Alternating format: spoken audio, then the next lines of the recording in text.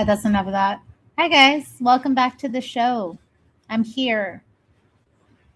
I am back from my hiatus imposed by YouTube because, as you know, I was speaking too much truth that they couldn't handle it. So I got smacked and put in timeout. But not for too long, just enough to, inconvenience all of us from hanging out and having a good time. Well, what has been going on? It's been a pretty uneventful week, which isn't a bad thing. It's probably a good thing. Let's see. Golden Rule TV is here. We got Jamie Russell here. We got Modern Gentleman here. Golden Rule TV asked me if my nail polish is black. It is not.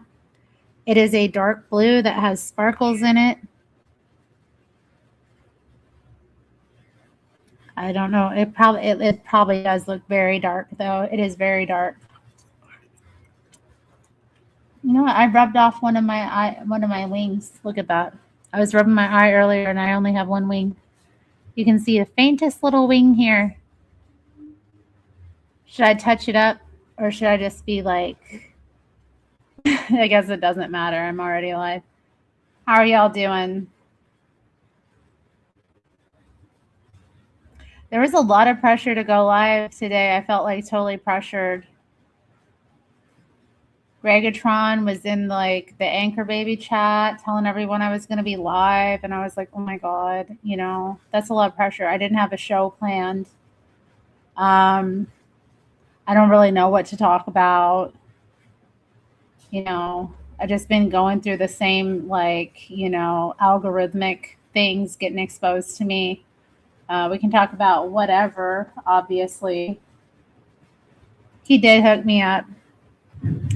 But even though I set a time, set it up early, I was late, and I did the little intro music, still, there weren't tons of adoring fans waiting. I don't know.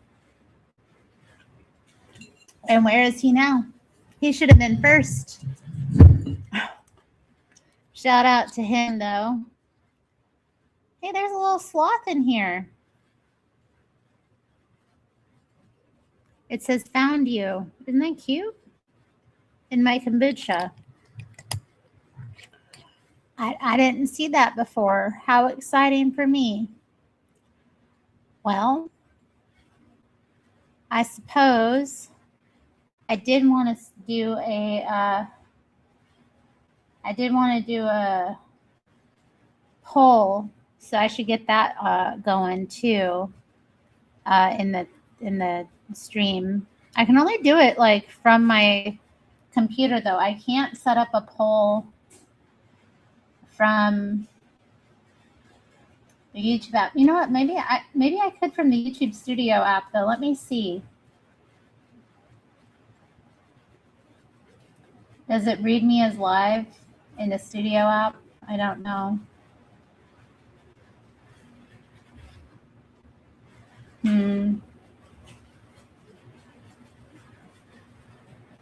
Yeah, it doesn't. It doesn't read any of my liveness right now. How interesting. The YouTube Studio app on the phone sucks. Pardon my language, but it sucks. All right, let's see here.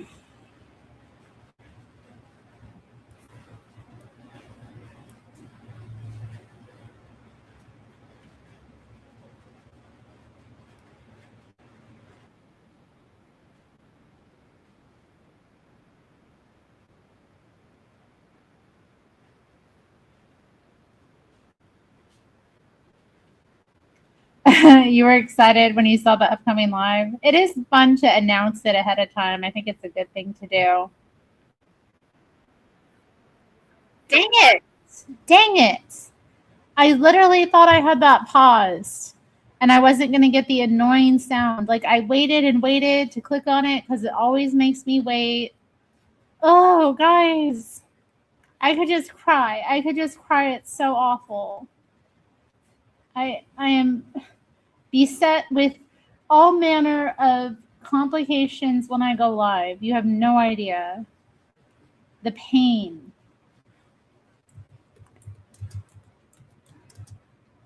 All right, so I guess the first thing to go over was this concept of the spiteful mutant, which I came across. So we'll do that as our first.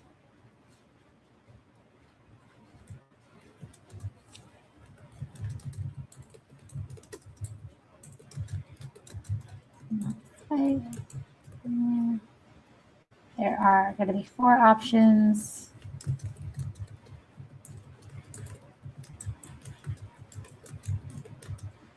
Man, you brought up the Lindsay Clancy topic last time I was live, Modern Gentleman.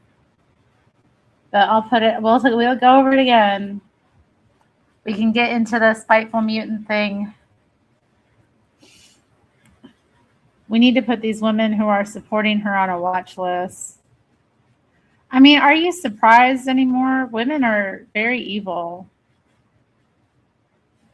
They're all hot, you know, and the TikTok isn't making it better.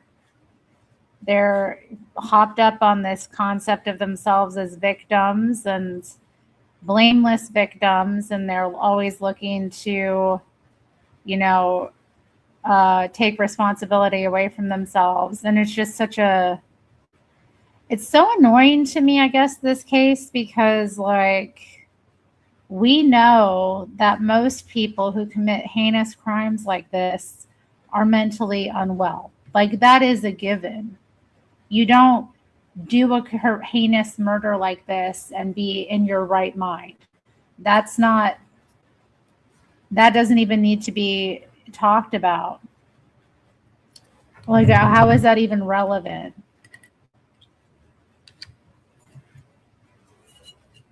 You know,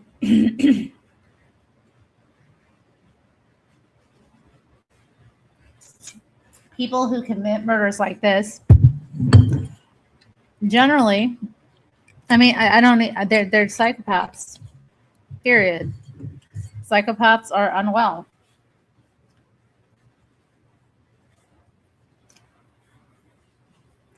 Yeah, I think so too. I think it's a lot about tribalism and, you know, believe women and, oh, we're such victims of circumstance, and women have all this existential fear about like pregnancy and mate them, you know, our position in the mating thing as well. Like, it causes all kinds of anxiety. Women want to control men. You know, our flesh drives us to try to do that. Pardon me. Kombucha will give you a little burp. Can we expect some Dolly Parton songs? Oh, geez. Drawn and quartered, says Jim Jesus. I don't know about that, but I definitely think we should bring back hanging for people like this. Like, I don't have much sympathy. I don't have any sympathy, honestly. I mean, for Lindsay Clancy. I'm sorry you're a crazy person. I'm sorry you're a crazy person that, you know, killed innocent children. What am I supposed, like, I don't get it. I don't why am I supposed to sympathize? And yeah, the whole postpartum thing, I don't even think this is related to that. I don't think that has anything to do with these murders. It's 3 murders. She committed 3 murders. 3 murders.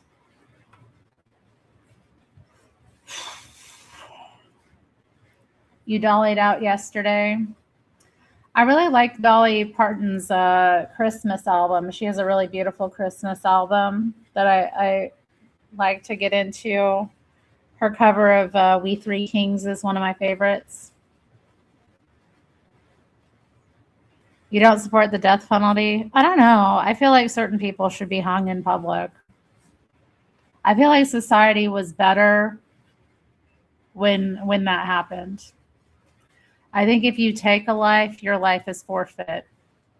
unless there's extenuating circumstances. But with like a heinous crime like this, these psychotic women that are hysterical need to see that there are consequences for your actions. You're not a victim if you take 3 innocent lives. That too, Golden Rule TV. Honestly, she might get killed in prison. I think that as well. So, like, if she is put away, she's likely to get shanked, honestly. They don't take kindly to people who commit crimes against children in prison, male or female prison. Women who kill their children are pariahs in prison. Growing old in prison is a vacation. Oh my.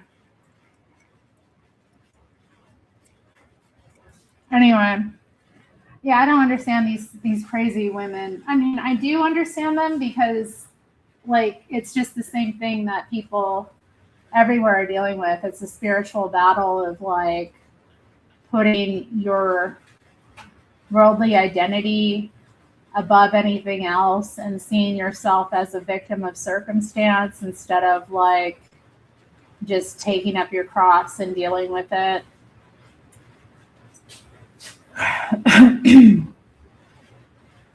And, like, nobody's talking about the spiritual aspect of this. Like, it's all her mental health aspect. This is a spiritual thing.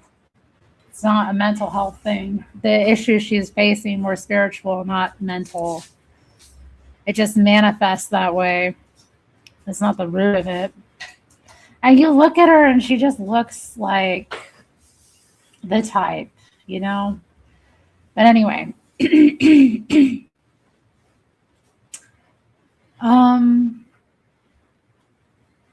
So yeah, the spiteful mutant thing.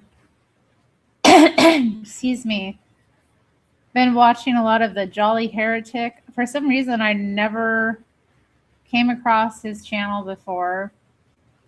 It's a fun channel. Nice little quaint British man going off about various topics, but he introduced the idea of the spiteful mutant to me.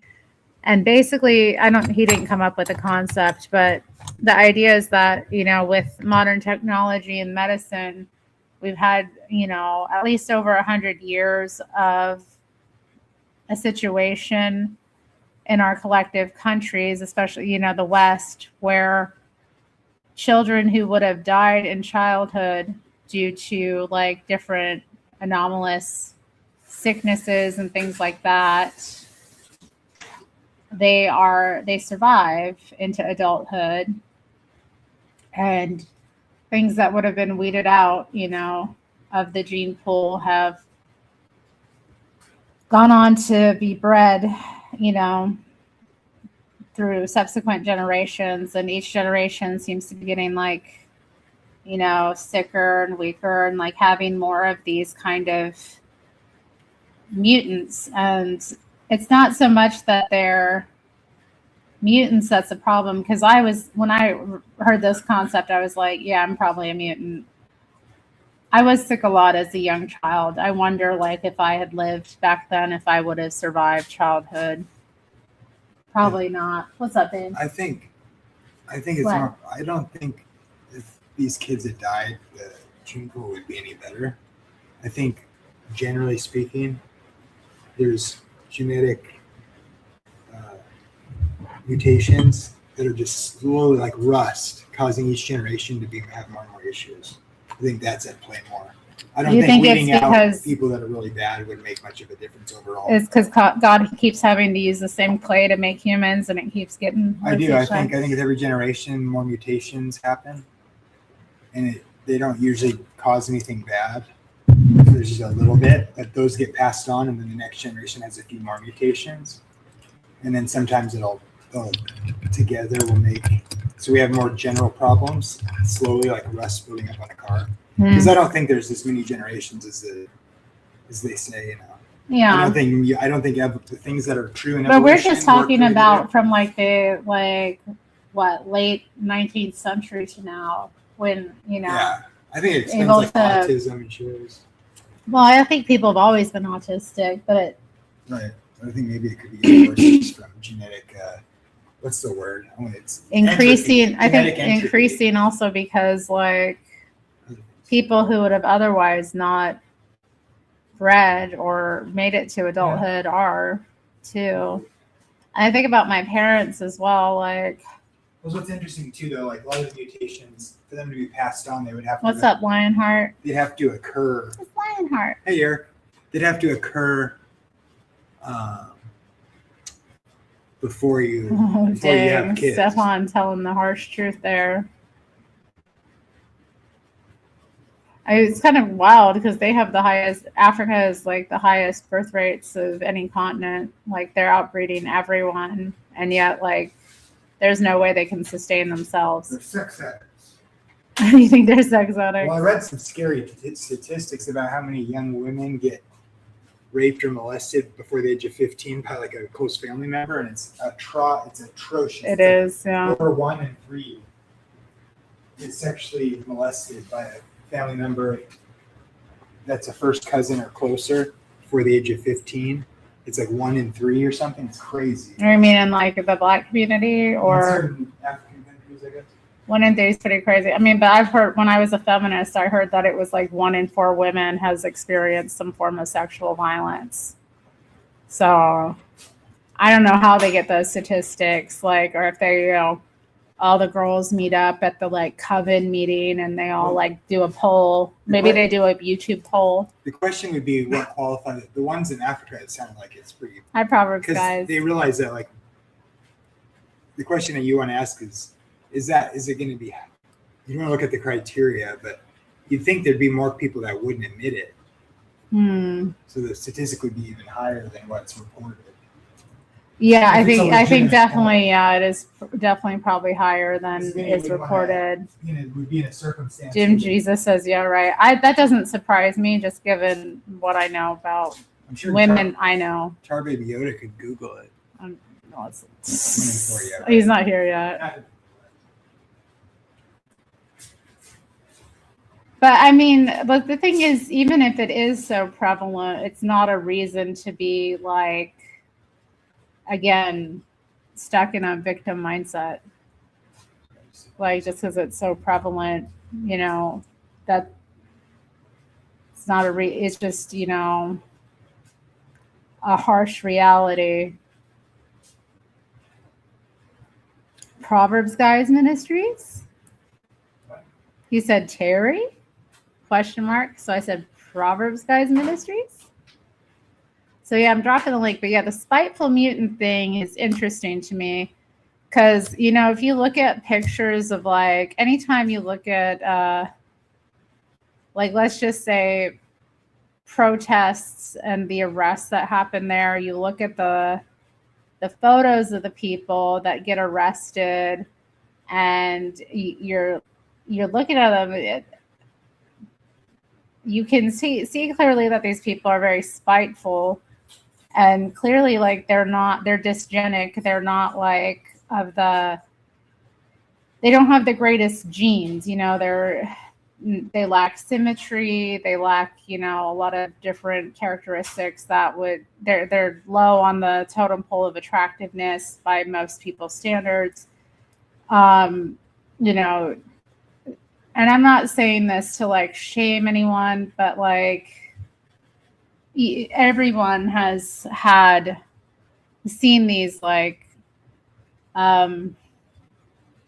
photos of like the arrests that happen, especially like in 2020. I remember in Portland, you would see these photos of like all the people that got arrested, and it was disturbing looking. Like these people didn't look normal. They looked unhinged. They looked like they were mutants that were angry and spiteful. And so because the person is like, has mutated like DNA and they have kind of a chip on their shoulder, just generally because they're not like equipped, I guess, to handle life in the best way, they respond by creating these and it being drawn to like these maladaptive coping mechanisms of like destruction and that kind of thing. But it's interesting to me because you see it on the left, but then I was thinking like, okay, this exists on the right too, because think about places like 4chan and other groups of people. There's definitely like spiteful mutants on both sides, and they're like coping with their own like mutantness, for lack of a better word, by radicalizing and basically trying to punish others.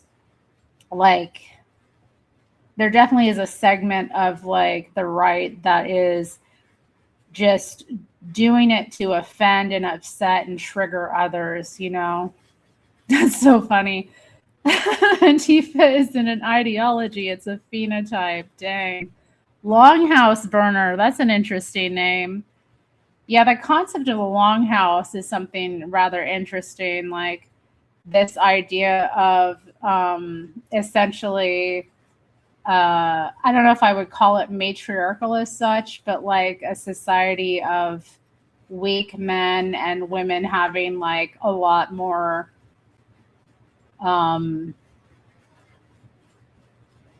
sexual partners, or women being kind of collective property versus the structure of like the nuclear family that is the foundation of a patriarchal society. It was an interesting concept when I came across it. I'm sure there's more to it than that, and I'm sure Longhouse Burner can give us more to go on, but that's kind of like my understanding of it. I haven't ever seen Hereditary. What is Hereditary? Is it a movie? Is it like a documentary? Is it a movie or documentary or TV show? My gum is old. I want to stop chewing it. I have to think of what to do with it. Well, anyway, let's see where it's a silly movie about the matriarch. Well, M liked it, and so does Gregatron. Is it a horror film? Because y'all know I don't like horror films. I get scared. I don't like scary films. So where's the chat at? Where's the poll at? 9% are with me, yeah. I feel like I am on the mutant spectrum, but definitely not spiteful. I feel like I am a jolly, happy mutant. Just grateful to be here. 36% said yes, they are. Okay, well, guys and gals. Oof. It's family friendly. Why am I drinking a bottle of vitamin B complex? I need my vitamins. We have been watching a show. Well, the show is over, Jamie. It's a horror film, but it plays more like a drama. Oh, dear. How scared is it going to make me? Are there any horrible jump scenes? I don't like the jump scare scenes. I don't like to see anything like brutal or gross. Sometimes I can do like a thriller. If it's more of a thriller, I can kind of handle that. I'm just a happy little mutant. I don't want to get scared. Guys, I have an autoimmune disorder, guys. I need my B vitamins, okay? I am struggling to process my B vitamins. Let me have let me have my little kombucha. It's yummy. Oh, there's brutal scenes. I don't want to watch brutal scenes. Guys, come on. No brutal scenes, please. Jamie, if you're still watching, don't forget to get my package. I'll get to open it on stream and show you guys. Do I want kidney failure though? I'm not gonna get kidney failure from drinking a kombucha every now and then. Stop policing me. Stop. I am a free woman with opinions here on this YouTube. Let me enjoy my little kombucha in peace. Where do I stand when it comes to the dogmen of Kentucky?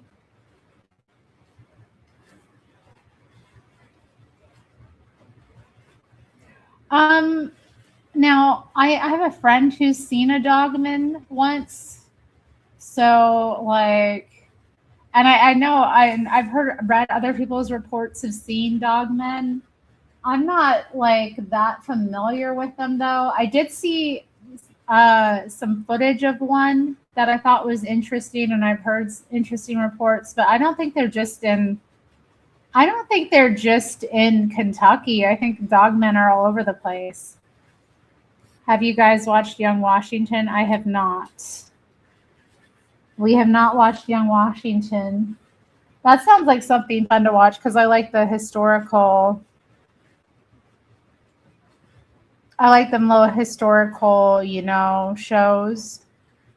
I was watching The Tudors recently, and Jamie finally joined me in like the end of the third season when he starts courting Catherine Howard. Of course, The Tudors is not very historical, but I felt like watching it. I kept seeing like clips of it on YouTube, and I was like, all right. I watched it probably like 10 plus years ago, so it was fun to revisit. It's kind of a comedy almost. Hi, Arctic Timberwolf. Maybe Arctic Timberwolf is a dogman. But yeah, I did see footage. Back to the dogman thing. I saw footage that this Bigfoot researcher that I follow. I actually like talked about him when I called into the Hake Report. I mentioned him. His name is Shane Carpenter. He has gone to glory at this time, but his son still uploads stuff onto his YouTube channel from time to time. And there was a video where, sorry, not Shane, it was Scott Carpenter, pardon me. He was like recording, he was wearing like a camera, and he caught all kinds of interesting little aberrations and things in his footage. He definitely had some interesting things that he had like evidences he had captured over the years. But he had this one where there was like a brief scene where he slowed the camera down, and he had kind of like, he saw in the background, he felt like he was being watched when he was in this particular area. And he like was rewatching the footage, and he slowed it down, and he was like zooming in on things, and he saw kind of in the brush this canine looking figure that had like a little like leprechaun looking person on its shoulder. So that was interesting. My eyeball is well defined. Well, thank you, because I rubbed off one of my wings. I really kind of want to go fix it, but I won't. Anyway, so that was interesting footage to me. Again, personally, I've never had an encounter with a dogman. I've never seen a Bigfoot, although I did hear Bigfoot calls happening one night, and like I heard them like tapping or smacking, I guess is a better word for the street lights. Well, I forget about the effing wing. I can't. Mr. Mad brought it up. I thought about it again. You mentioned my eyes. I'm going to think about it. Yeah, hit the like. Don't be cheap. You forgot about that? You forgot about what? I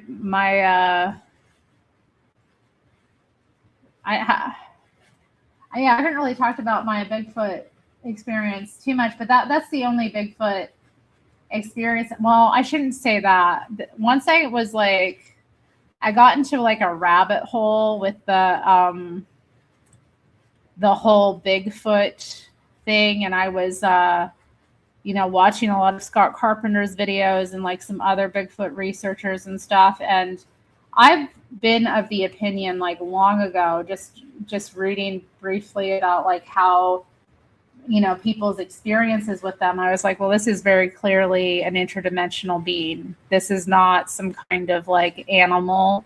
It's clearly, it had the characteristics to me of an interdimensional being. And the how do I put this? The time where I got kind of sucked into this rabbit hole of like looking at all this stuff, it was probably a little over a year ago. And I started getting the feeling that there was like there was activity. It like the spiritual activity in my home kicked up like pretty strongly, which bothered me. And like, it lasted for about 2 days. But I just like was praying really hard, rebuking it. And that's what Scott Carpenter suggested to do. Like, if you have these experiences, if you have these encounters, if you're being like stalked, we have power over these things. We can rebuke them in the name of Jesus Christ. We have power over these things, and we just need to stand in it and command it. Get these effing things away. I watched a guy who was talking about cryptids all the time, but I was just doing it for laughs. I forgot his name, but he was funny as hell. I mean, people are fascinated by this stuff. I don't really know too many cryptids, It's not like I guess like Bigfoot, and somebody else brought up Dogman. Like, these are ones. But, I have that friend who said she saw a Dogman in the middle of the night one night. And I totally believe her. Like, I've seen things, that defy reason. So why wouldn't she have? Oh, Jamie. Jamie? Is that Jamie? Jamie? Jamie? Hi. Hey. I wonder if like somebody who was like a Christian when they were a kid, they got baptized, and they like didn't walk with God for many years, and they were totally didn't think about God at all. They just didn't practice their faith at all or think about it at all for like 20 years. If they were in a circumstance where there was like spiritual manifestations, if they still had some sort of remnant spiritual power over forces of darkness, if they would have the power to say rebuke like a manifestation of a demon, even though they hadn't been practicing their faith. What do you think? Well, I've talked about how I got involved in the occult, and I definitely, like, when I was dealing with a really serious haunting years ago, which had manifestations happening in my home and all kinds of other just scary things happening to me. I did like call on God, and I did call on Jesus to help me, but I mean, I don't know if my faith was really weak, because I think your faith has a lot to do with it too. And so if your faith is weak at that time, like, it's not going to have much effect. I think the power of your faith and the strength of your faith has a lot to do with it. I mean, if you had that strong faith, then you probably wouldn't have fallen away regardless. So, but Right. that for me, like, that just kind of sent me into another direction where I kind of gave myself over to darkness, because I was looking for a way to control what was happening to me and to understand what was happening and to feel like I had some kind of power. It was all like deceit. Jamie looks like Ian Crossland from the Tim Pool Show. I don't know who that is. Hi, Char Baby Yoda. New Zealand. I assume NZ is for New Zealand. Very much into spirits and demons. I'm not surprised. I'll be right back. I'm going to grab something from the store. Don't forget See my you. package.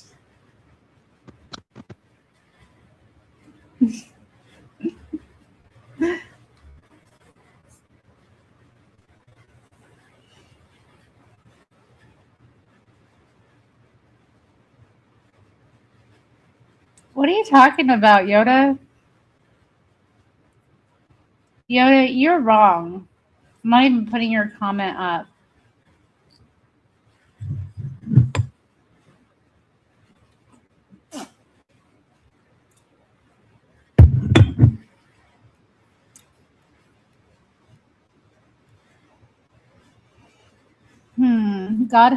Lionheart says, God has been focusing me on accountability personally.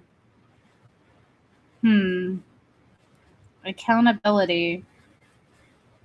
Terry getting DMT vape pens delivered. Why does everyone say I've never done DMT? I don't have any desire to. This happened last time I was live. I was accused. And then after making it very clear I didn't, y'all just made fun of me and kept saying I did. Jamie was not about to bring up the Sabbath, but now that you've mentioned it, he probably will. I'm sure they do have DMT vape pens or something like that. How have I been? I've been ticked because YouTube was oppressing me because I was speaking the truth. Although I'm kind of glad because it was kind of cringy as well. Like, it's hard for me watching stuff from when I was a feminist because even like if it's funny or that kind of thing, like I watch it and I'm just kind of like, it's painful. It's painful. Like, just I hear this, even if my face isn't on camera, like I hear like this sickness and sadness in me. It's so bad. It sounds like something Clay would have or something like that. DMT vape pens. The Y files. That's true. David Manning does do Pastor Manning. I'm sure y'all know about Pastor Manning.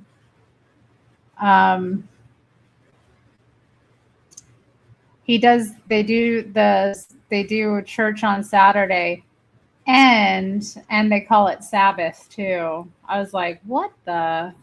Jamie was so excited. No Diggity is here. What's up, No Diggity? I have been released from my YouTube grounding. They gave me a week off, accused me of sharing copyrighted material. I assume it was the video about Slut Walk, and I did, in that video there, I did clip, Canadian news show. But I don't know. I still think it was pretty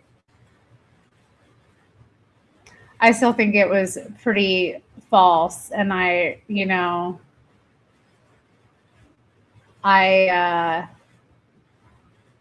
appealed it, but they still decided I needed a timeout. Peter Kane, dog name? Dang, Terry. I was in YouTube. Yeah.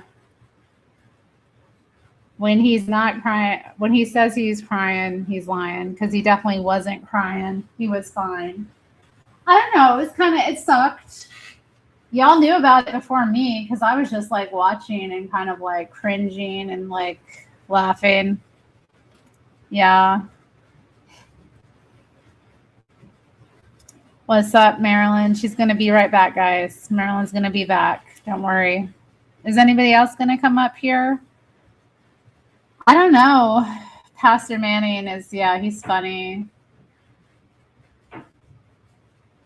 I got into it, or Jamie and I both got into it with a guy in one of his live streams because It was on a Saturday. We were listening to one of his sermons, and Jamie wrote in the chat, "Happy Sabbath," and then some guy called him like a works-based blah blah blah. And it was so funny because he was like, "This guy appeals to you because he appeals to your flesh. This pastor appeals to you because he appeals to your flesh." And I'm like, maybe he does make me laugh. And laughing is like appealing to my flesh. Anyway.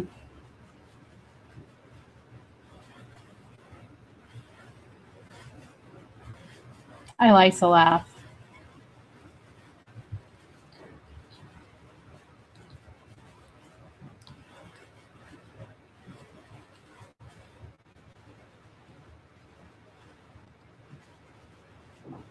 He got Resident Evil 4 OG to run. He's been skull maxing again. Oh, nice. Latine would call in, but she's been skinny dipping lately in LA with her white friends on yachts. Nice. You know what? I was watching a video earlier today about Catherine of Valois. She was married to Henry V, I think, of England, and she, he died shortly after she gave birth to a son. So the infant Henry VI was king, and she ended up later like marrying, I think, Owen Tudor. So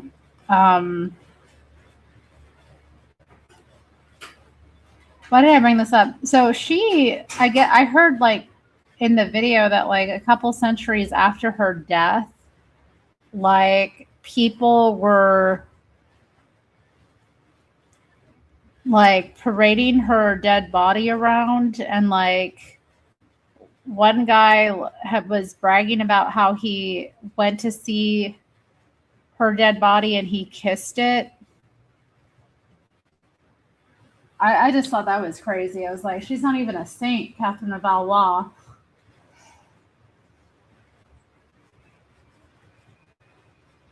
Yeah, we don't need to be messing around with people's dead bodies. We don't need to be doing that. What's up, Lena Bobina? Lena Bobina. Hey, Mateus is in here too. All the good people are here. What a blessing. I'm allergic to laughter. I literally get all choked up. Laughing is good medicine, isn't it? I love to laugh too. Nothing like laughing to ease the tension of life.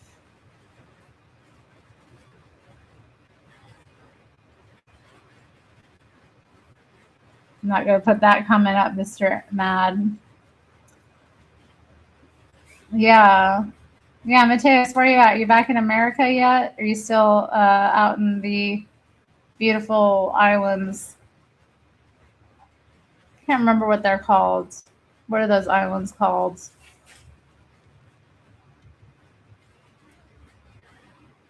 Over there in the waters. Oh my, Golden Rule TV, what the?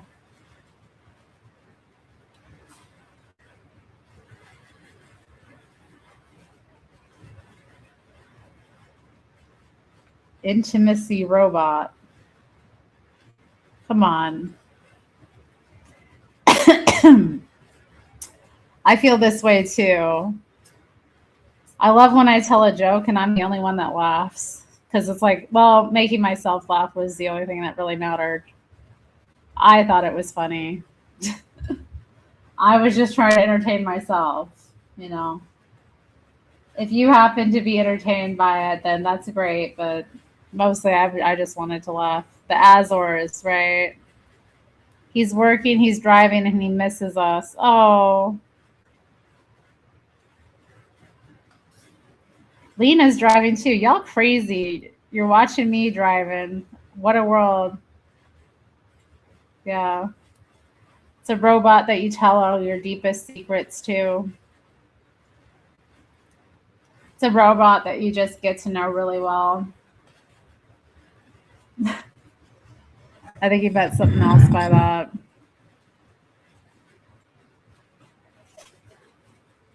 Ooh, scuba diving right now.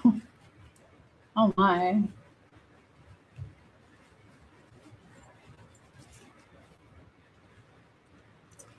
Yeah, at least you're not watching me driving. That would be a disaster. I don't know how people like film themselves driving. That always freaks me out.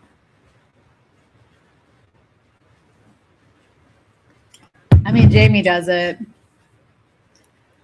So I guess it's adorable. I guess it's just what people do now. I mean, I guess if you're on like, you know, when you're on the highway and stuff, it can be so empty that I can see like it not really being too much of a distraction. Oh, you're in the parking lot? Well, I wish you a safe journey to your destination. Oh, yeah. What else is there to talk about? Where is the poll at? Has everyone voted in the poll? Yeah, I saw that. I did see that. Let's see. All right. We have 16 votes.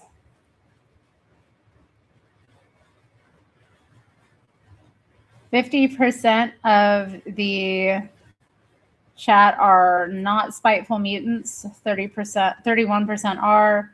19% are mutants but not spiteful, and nobody is spiteful without being a mutant. So that's pretty good.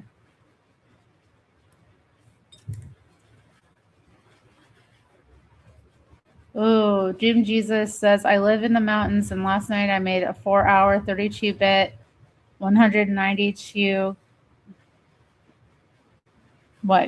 K hertz, I don't know, recording sounds in the woods to see if there's any Bigfoots around here.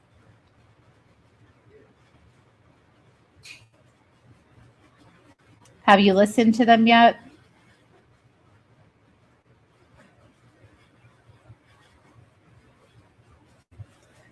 I mean, yeah, when I heard the Bigfoot, the only reason I like knew what it was, well, I guess I just kind of intuitively knew what it was, but I say that, but I'd also like years prior heard someone play for me Bigfoot calls, and like there was this like knocking they were doing on the trees when they were doing their calls. Well, okay. Hopefully you don't hear anything too scary. That's something I always worry about, like living out like in rural areas or like in the woods and stuff. Like the spiritual activity is just like so amplified when there's no, I don't know, when there's like nothing around.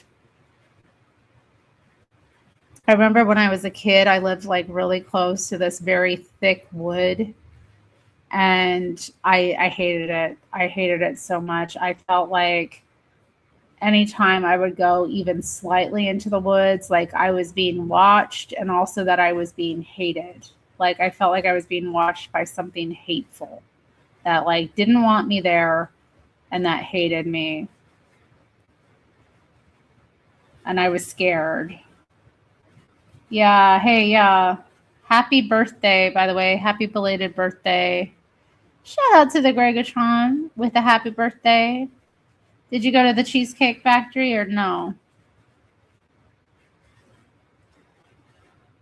Sam in the back of my Dragula.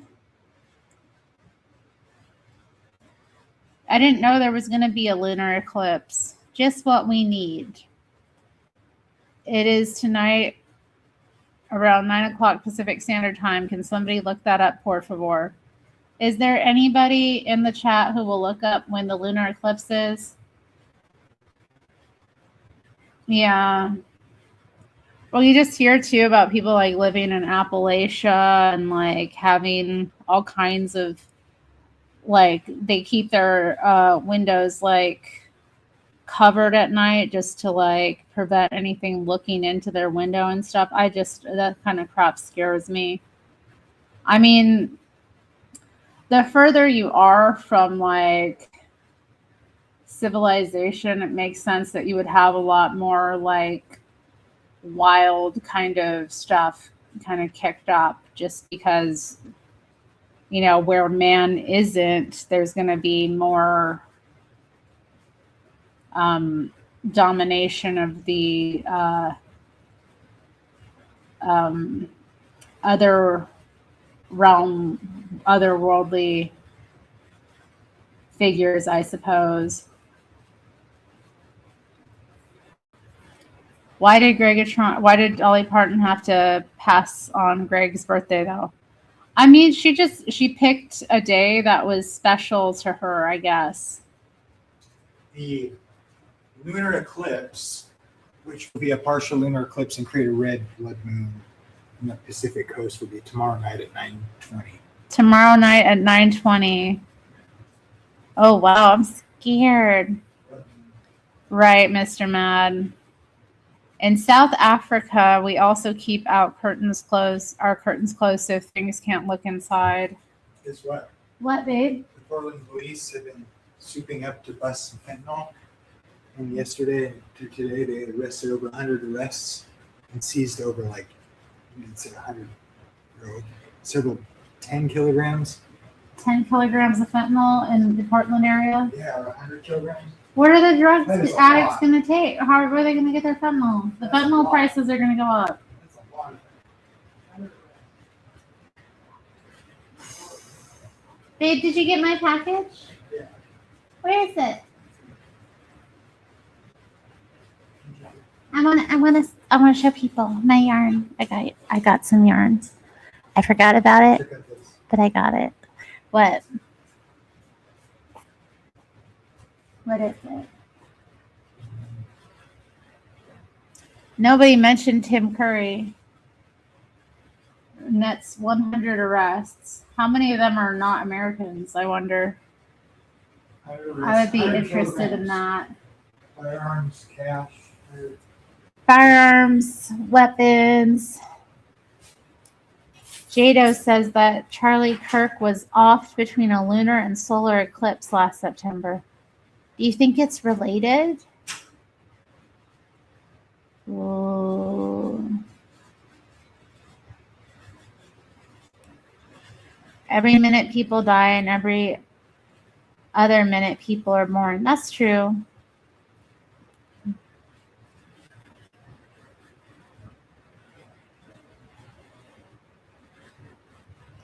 They did Greg bogus with that. Oh my goodness. I know. It can be. I mean, definitely. I have been wanting some of this yarn for a while, though. But every time I would go to buy it, I tried to buy it previously, and they kept like postponing the delivery date. And I was like, okay, like I'll just cancel this order because I don't know when I'm going to get a chance to use it. But then like now I've got a couple of people that have kids or are going to be having kids this year. So I want to make some like baby blankets. So 170, that's an interesting price. Thank you for the donation. Is there a little thing attached to it? Was there a sticker or something? What is this? Just looking up the regular chat. It says 1. Oh, wait. Thank you, Gregatron. I appreciate the donation. Okay. I get a little heart. It has been seen. Cheers, mate. Yeah, thrifting can be, another big rush too. I mean, anytime you're getting some new little goodie, shopping is a thrill. Shopping is a little rush. But I don't know, I find it fun just like going and exploring the thrift store and seeing what's there, even if I don't get anything. It's fun to just like go through Although, have I ever really gone to the thrift store and not come back with something? Probably not. Oh, yeah, I saw that. No, they didn't think it was a fake. Dang. You gave me the last of what was left in your bank account? That is sweet. Thank you. Much appreciated. See, Regatron, that reminds me of that story from the Bible where that little old lady gave like she gave like the last of her coins to tithe. Oh, wow. Wow. There's 2. Wow, babe. Look at this.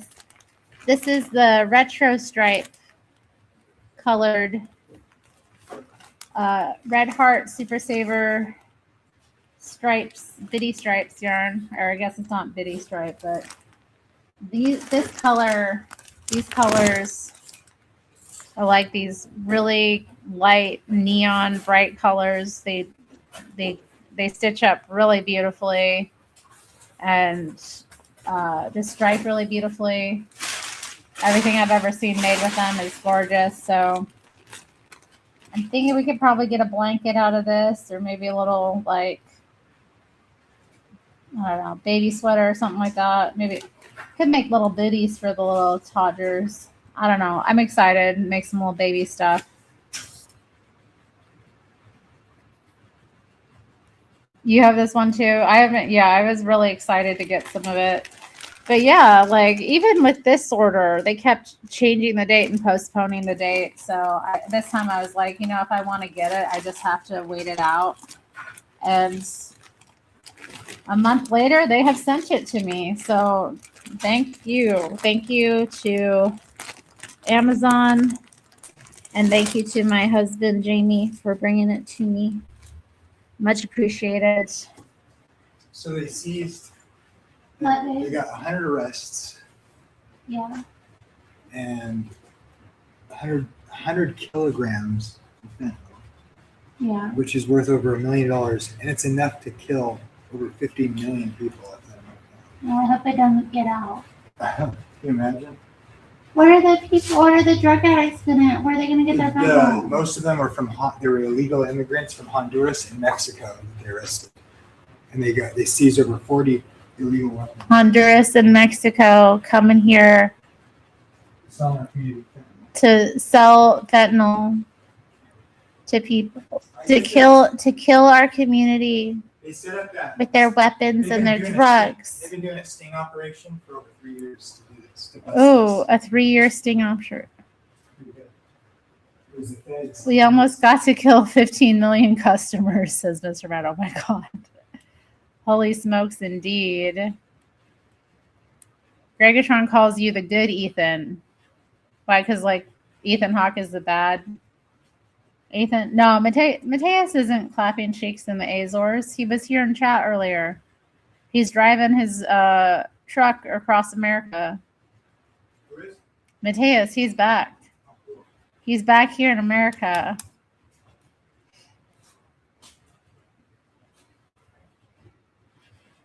You can't see it, babe. Where's that muscle?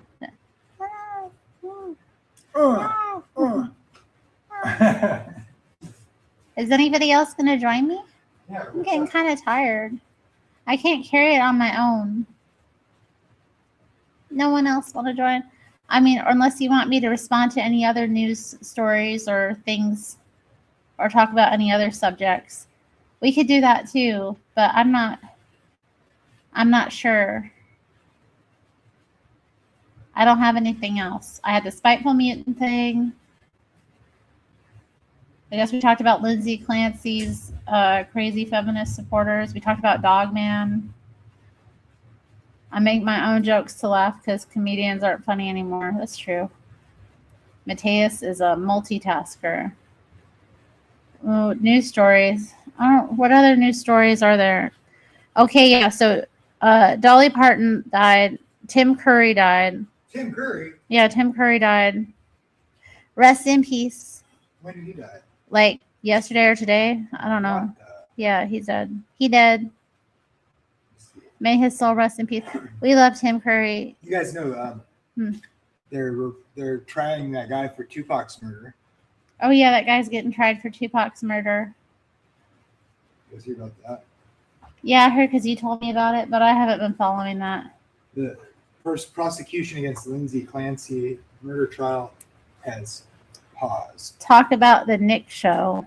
The Nick show? You Tell mean us like about the the Anchor show. Baby show? Talk about the show we've been watching. I don't want to talk about the Tudors. It's good. Why not? Babe, it's like historically inaccurate. It's kind of a comedy. And I mean, what did you think? Like, you only watched like the last couple seasons with me. And he kept asking me who people were. Yeah. Because he was only half paying attention. I kept getting like, oh. There's a scene where King Henry VI, is it? Eighth, Eighth, babe. yeah, I knew that. And he was like, this bishop, this pseudo-Catholic bishop, I would argue, they're just kind of doing Bishop Gardner. Yeah, he's like, this heretic it's come to my attention that he's preaching in the cities that when we take communion, it's just a symbol and there's no true presence. And he's preaching, he's a heretic. And King Henry's like, yeah, that's heresy. I want you to pick him up and we're going to stick him on a stake and burn him to death and tell him if he pretends to believe in the true presence or transubstantiation. They told him if he recanted that they would spare his life. I mean, that's why they murder people. That's why they burn people alive, is because they believe something wrong, and it spreads heresy to the masses. And they're like, "Well, we're gonna burn you alive, but you can sign this paper that says you don't believe what you've been preaching, and then you can stop preaching that, and then we won't burn you alive." And the people are like, my life is shitty, and I'm going to stand for what I really think the Bible teaches, and so go ahead and burn me to death. And then they'll just get burned alive, and they're like, God, Jesus, receive me. I'm not a hypocrite. I really stood for what I believe in. Please receive my spirit. And they die. Horrible, fiery death. And then all these Christians out here have the nerve to be like, yeah, that's what God's going to do to people forever, nonstop. It's like, if that's true, I guess we should be here burned. We go. You got to make it about eternal I conscious guess if format. that's true, that God's going to do that to people, and they believe the wrong thing, we ought to probably cut their fingers off and burn them, stick bamboo shoots into their fingers until we convince them to say the right words and believe the right thing or claim, because we got to save them from God. What we're doing to them when we burn them alive is nothing compared to what God's going to do to them. Is there something wrong with this picture, you guys? Is there something wrong here? And then people want the church to be in charge of the state again. Give me a break, man. Bad idea.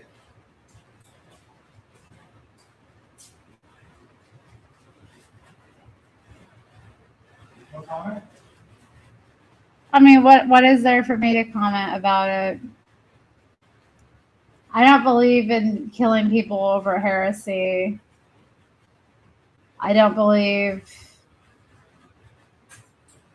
Yeah. It was, the funny thing though, Jamie, is that you said if it came down to it, you would recant. I don't even know what that's supposed to mean, the true presence. And I made a video about it, but Jamie said he would recant. He would say that he believed in transubstantiation. If it could burn me alive, I'd be like, no, but I mean, seriously though, like, something's wrong with this picture, man. There's a parable that Jesus tells in Matthew 13. It's the parable of the sowers, and he's like, there's these tares that God is the vine, plants the seed, and the Son of Man tends to the seed, and the grass comes up, and then there's weeds that come up, and then there's wheat. And then the people ask him, I thought you were the good sower who sowed this seed that's bringing these tares up. And he goes, well, that's the devil that sows the bad seed. But they come up together. And they're like, and then in the parable, he's like, the people ask the sower, well, do you want us to pull up the tares that come up with the wheat? Should we pull the tares out? And Jesus is like, and then I told them, no, let the wheat and the tares grow up together. And then at the end of the world, I'll separate them when I send forth my angels. And he does a parable about the separating like the sheep and the goats. It's a similar passage. So he's like, no, don't pluck up the tares, because if you do that, is what's going to happen is you're going to end up plucking up a bunch of the wheat with the tares. So by doing that, and so he's like, no, and the verse, vengeance is mine, says the Lord. So anytime the church has ever killed heretics, they're blatantly not following that parable that Jesus is saying. And I brought that up and people are like, no, that parable doesn't mean that. I'm like, dude, I don't know what else it would mean. Jesus is going to separate the wheat and the tares. It's not for you to do. I don't know how much clearer it can be. But apparently people think they're going to do God's work before the end of the world. And vengeance is the church's, says the church, apparently. And so, I mean, that's my argument, that you shouldn't kill heretics. But who am I? There's my little sermon. Yeah, I don't think it's I think it's a very dark time in the history of our faith that we should persecute one another or burn one another for believing differently about certain things. Especially something like, I don't know, transubstantiation. It's so like, I think too with Jamie, it's not a hill I would die on. I do believe in the true presence, I guess, when I take communion. So that's, Yoda, you're about to get timed out. I'm tired of your mess. Yoda, I want to time him out. He's pissing me off. Like my sermon? He's just being nasty. Can I get an amen? Anybody out there? Can anybody out there amen my sermon? Does that not sound right to you guys? I don't know, babe. No? I don't think they care. They don't care? They don't care. They want it.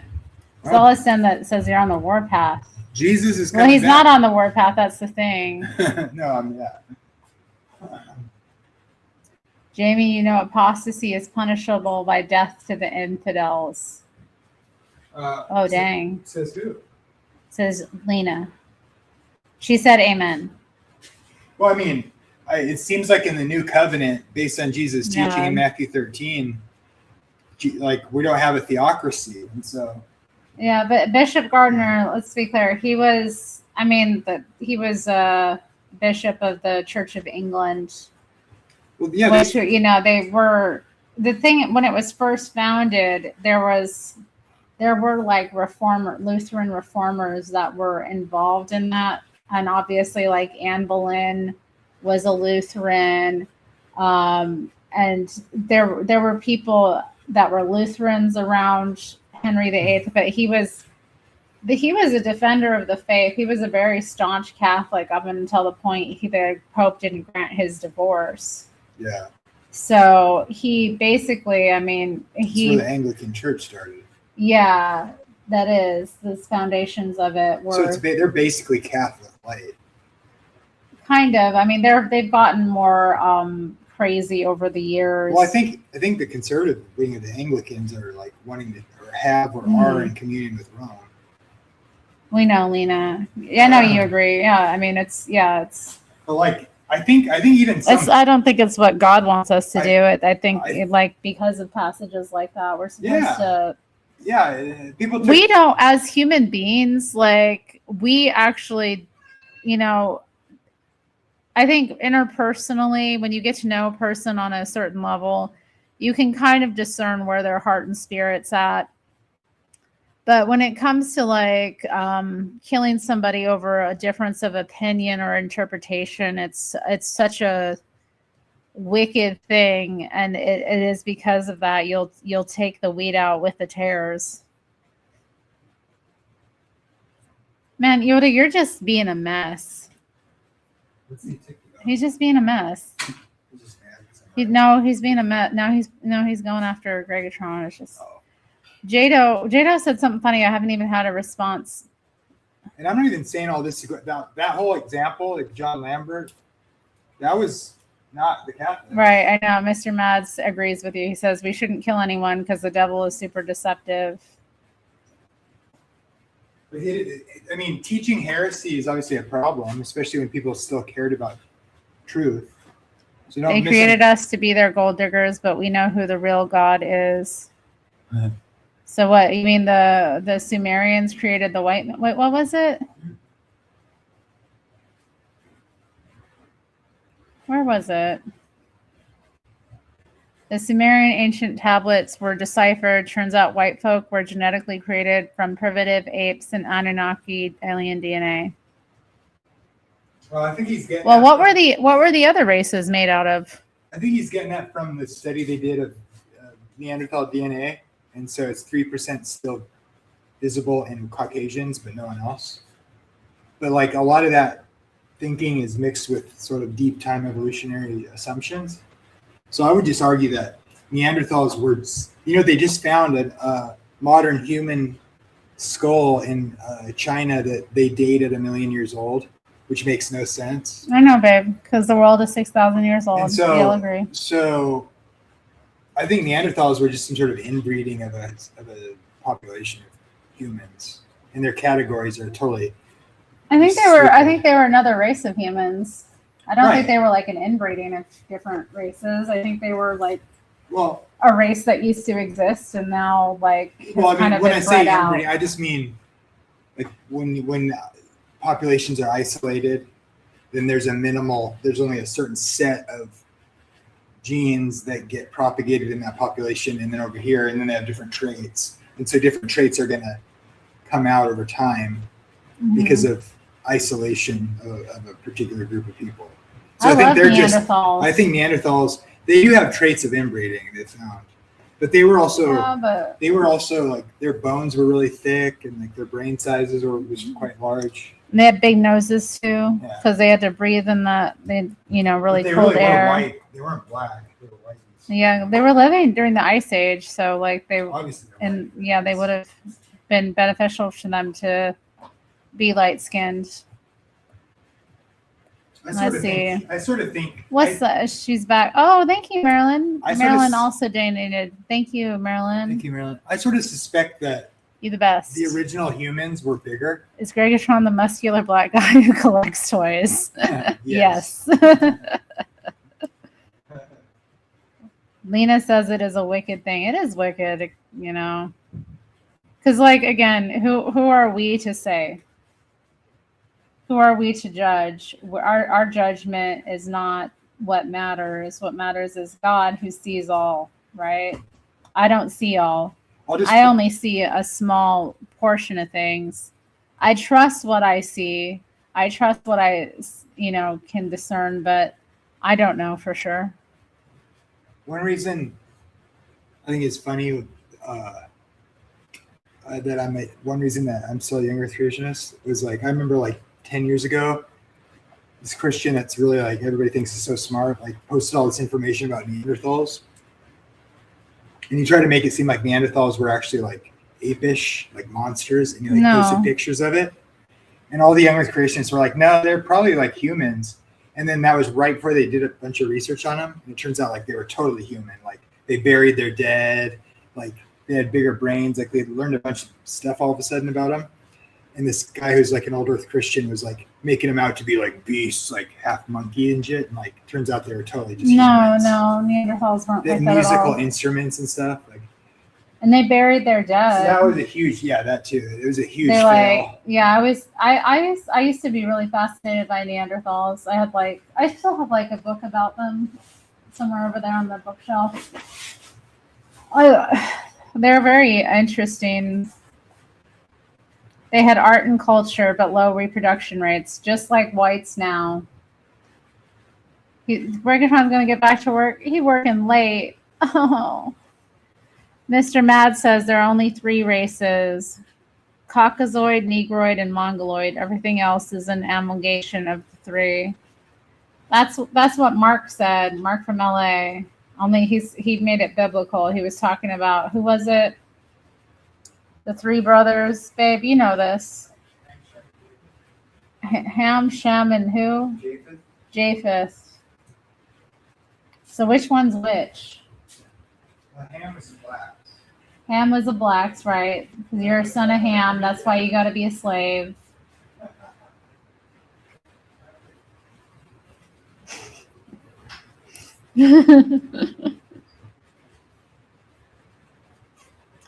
If I'm a Mexican, am I a Caucasoid Negroid? It depends on what kind of Mexican you are, because y'all are all messed up too. So like, I don't know. You're probably an amalgamation of like the Caucasoid and Mongoloid. Yeah, just based on looking at you. What I know about you, yeah, you're an amalgamation of that. And I'm probably an amalgamation of the two as well, although more Caucasoid than not. Yeah, Krishan the Don does have a good show. Hispanic is a culture, not a race. Yeah, even Mexican isn't really a race. It's a nation. But there's like different, races within Mexico. Then why were the Irish slaves for like 1,200 years? It's because everybody wanted a piece of us. The Irish work hard. They're happy little spirits. They do a good job generally. They're fun loving. They fit in pretty well, they might get angry or they might go a little crazy when they drink or whatnot, but I mean, who wouldn't want an Irish slave?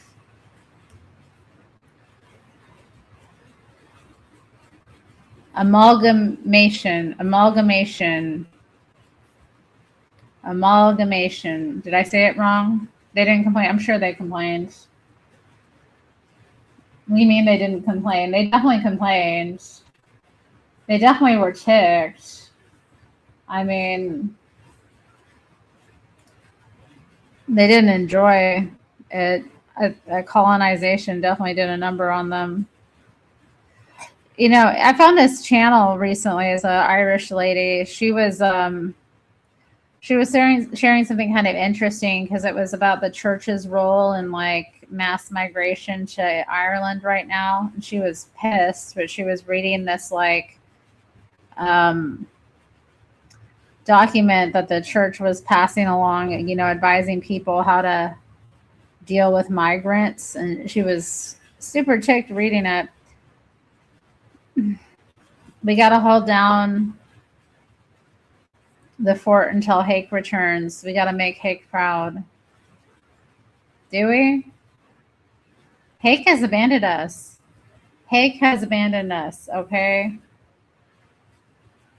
You know what? It's been horrible. I'm glad that Brady is calling into Nick's stream now because, like, I was missing the Brady calls, although his call was crazy today. And yesterday, too. He was going off about, like, you need to watch Al Jazeera and Russia Today. It was just like, okay.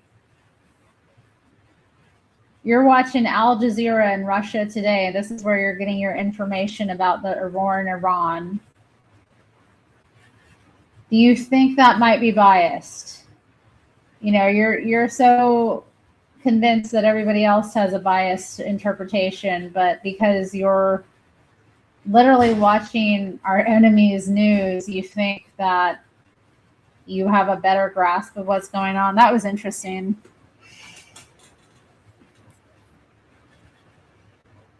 Anyway, NT-Ways. That's probably for the best. Yeah, Brady is fun. He could talk about anything.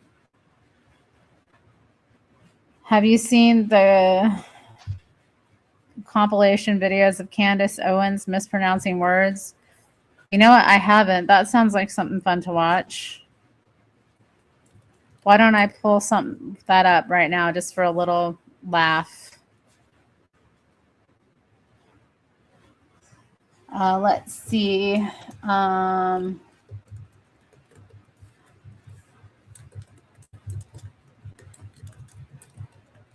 Mispronunciations.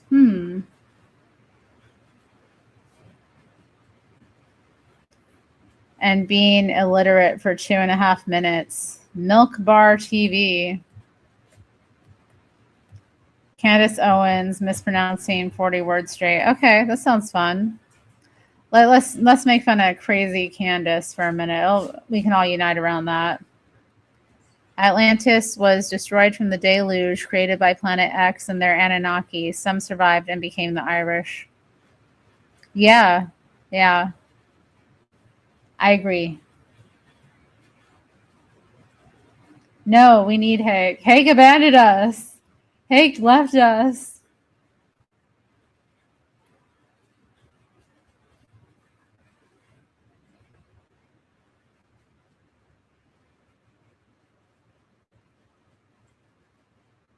You think she does it intentionally? No, she doesn't.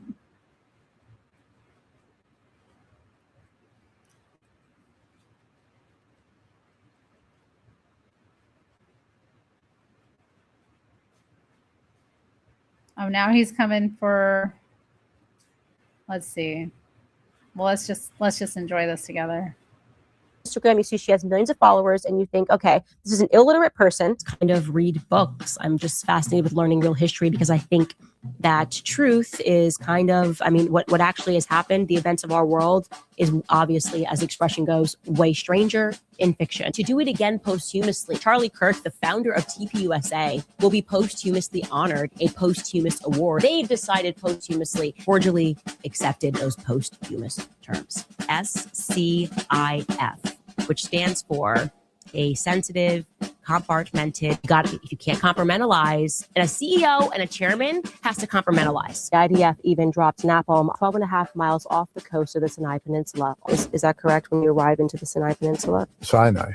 Illiterate person in Portland, Oregon. The Hamptons debacle came out. Hamptons, okay? Remember that whole debacle? We knew a kerfluffle happened as this dress kerfluffle. We call this whole race kerfluffle. Ways you can honor Charlie. Stop telling us that it has to always be Miss Macabre, like retired Green Beret, allegedly a heart attack, normal passion, not this like chat GBT. At last I checked, everybody uses the terminology blitzkrieg. Everybody uses the term blitzkrieg. And so I called it Blitzkrieg Week. You can't even say blitz means lightning.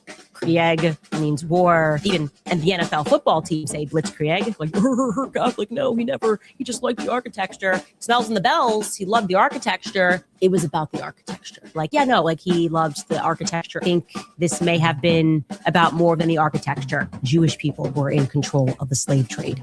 They've buried a lot of it. Buried the Charlie Kirk story. What about his burial? How come we haven't seen anything about his burial? Alex Jones was just burying himself. And Alex Jones jumped into the foray. Mock me and Tucker Carlson. It's always got to be Tucker Carlson, Cameron Owens. And of course, the world is quite literally a stage. By the way, I always wonder where that expression comes from. Can you look it up, Skylar? The world is a stage. Where is that from? I actually don't know where that's from originally. That would be interesting to see. Totally like insane Alice in Wonderland. And then like all of a sudden there's like a Cheshire cat who's like smoking. Night by Elie Wiesel. Night by Eli Weitzel. I'm mentioning Elie Wiesel. Oh, it's Shakespearean. All the world's a stage. Interesting. Very interesting. You have a favorite book? I read a lot. I don't know if I have a favorite book. Nothing favorite? All right, I'll take it. Because that's what she is. She's illiterate. That was fun. Thanks, guys.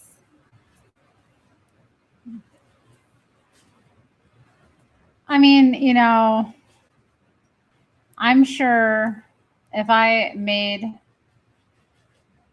the kind of caliber of content that she did, that I would look pretty stupid as well. But yeah, I guess I don't pretend to be smarter than I am. So it's okay. I'm also open to correction and not like horrifically nasty the way she is. Anyway. Damn, she's a dumbass. Good for you, Doom Jesus. You never liked her? That's good. All the famous African-American ladies marry white men.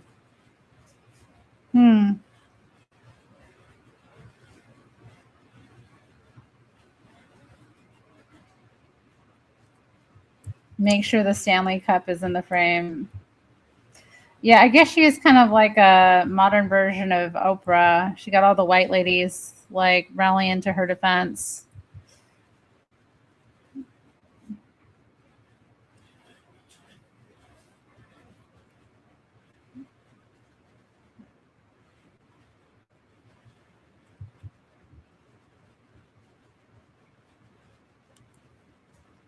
Yoda asks, does Jamie love us like you do, Terry Berry? If not, why?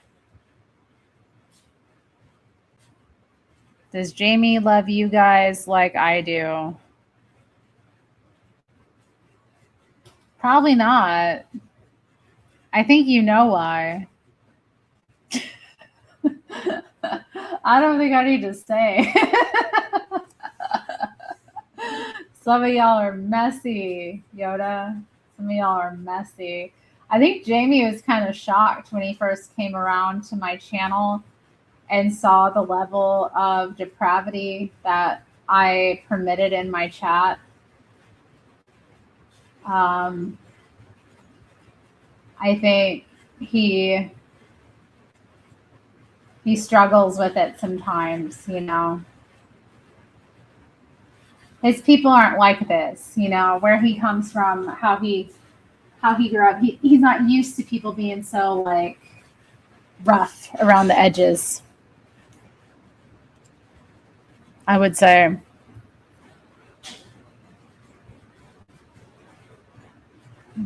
Scary Stories 3, more tales to chill your bones. Oh my God. At least that would be a book. She couldn't name a book. What is my favorite book? I have to think about that. I don't know what my favorite book is.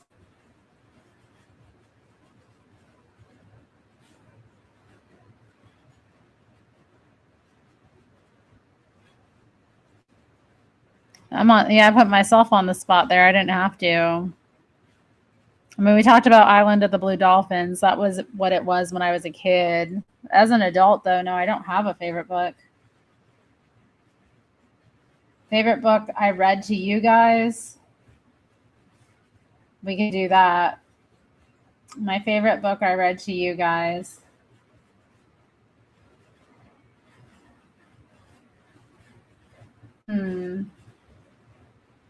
That'd probably be the...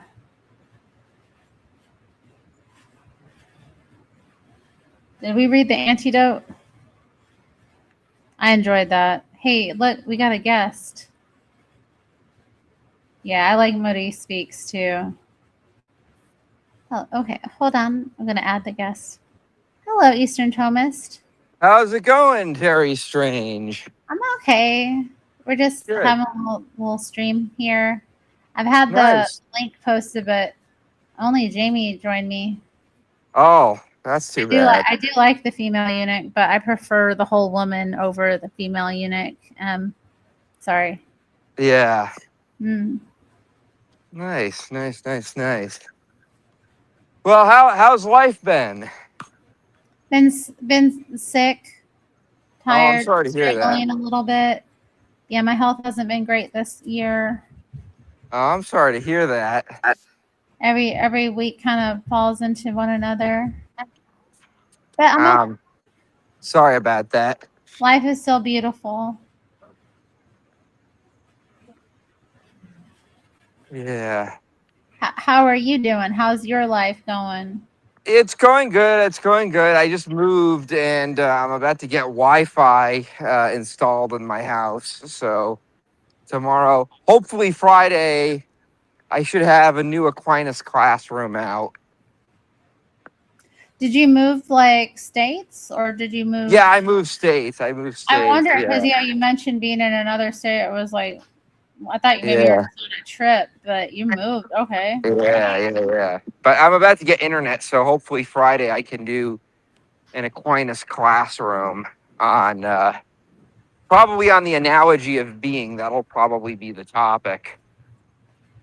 The analogy of being? Yes. So the analogy of being, essentially, one of the things that many of the great theologians debated was, is it possible? How is it possible for a person to know and have a relationship with God if God is so above a person's nature? Because, like, you know, people will say, okay, well, how is that possible if, you know, like, if God is nothing like us, how can we have a friendship with God? How can we have a relationship with God? And a bunch of different theologians came up with different answers. You had what's his name, Blessed John Duns Scotus, who said that, well, you know, God is transcendental, which means that he's above our nature, but he's kind of formally distinct from us, which means that you know, there are qualities that he sort of shares with us, but also sort of doesn't share with us. And that's how we kind of get to know him. That was known as univocity. There was also, with the Eastern Orthodox, they had palimism, which was basically the idea that God's operations or his energies were distinct from his essence, and that through his energies, you could literally just touch God. And then you had St. Thomas Aquinas. And St. Thomas Aquinas's view was the analogy of being, which is basically to say that there are certain things that are known about God through similitudes. So, for example, the fact that Jesus Christ is called the Son of God, the reason we don't have to quantify why Jesus Christ proceeds from the Father but doesn't proceed from the Mother in terms of like divinity is because the term son is an analogy implying similitude, implying only part of the properties of that definition. And so St. Thomas says this is essentially how we come to know God, is through analogy or similitudes, which are certain qualities that are similar between us and God, specifically through his effects. So St. Thomas basically says through God's effects, through his wisdom, through his love, these are ways that we come to identify God and sort of begin to obtain knowledge of God and eventually have a relationship with him. And that's basically what the analogy of being is.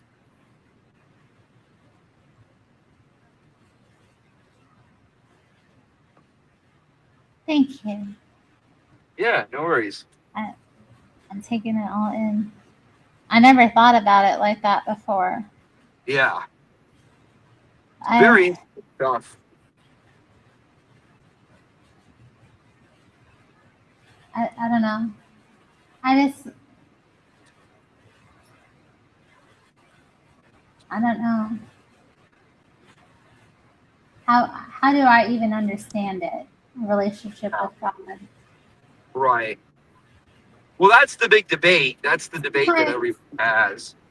Sometimes it feels like there's been times in my life where I feel like this presence that I feel is God.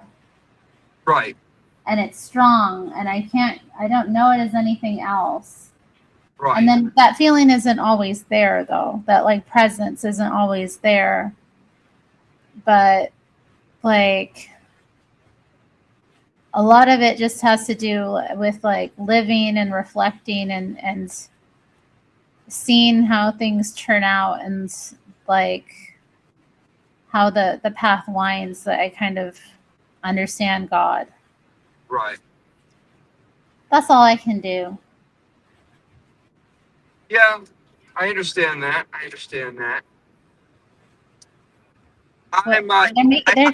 They're lighting you up in the chat. What was this? Hold on.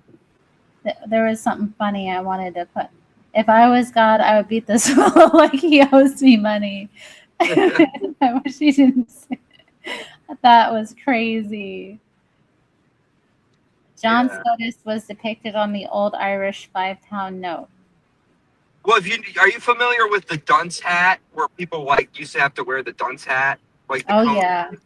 Yeah, that came from Blessed John Duns Scotus, because a lot of people didn't like his theory of univocity. I mean, St. Thomas didn't agree with. Well, I mean, St. Thomas lived before him, but St. Thomas made a case against his argument before he was even born. But a lot of people didn't like his argument for univocity, and so they started to say, "Oh well, he's an idiot, and if you're an idiot, we're going to call you a dunce because of John Duns Scotus," and that's where the dunce hat came from, because he was Franciscan back in the day. Oh, Franciscans wow. had pointy hats, and so they I had called no it the idea dunce where hat it because came they from. wore that.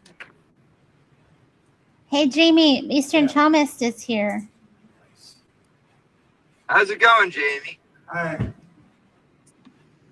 Hello. You answered my question. We got to pray for him to get his internet together by Friday so he can do his St. Thomas Aquinas school. Oh, cool. Yeah, you talking about the questions?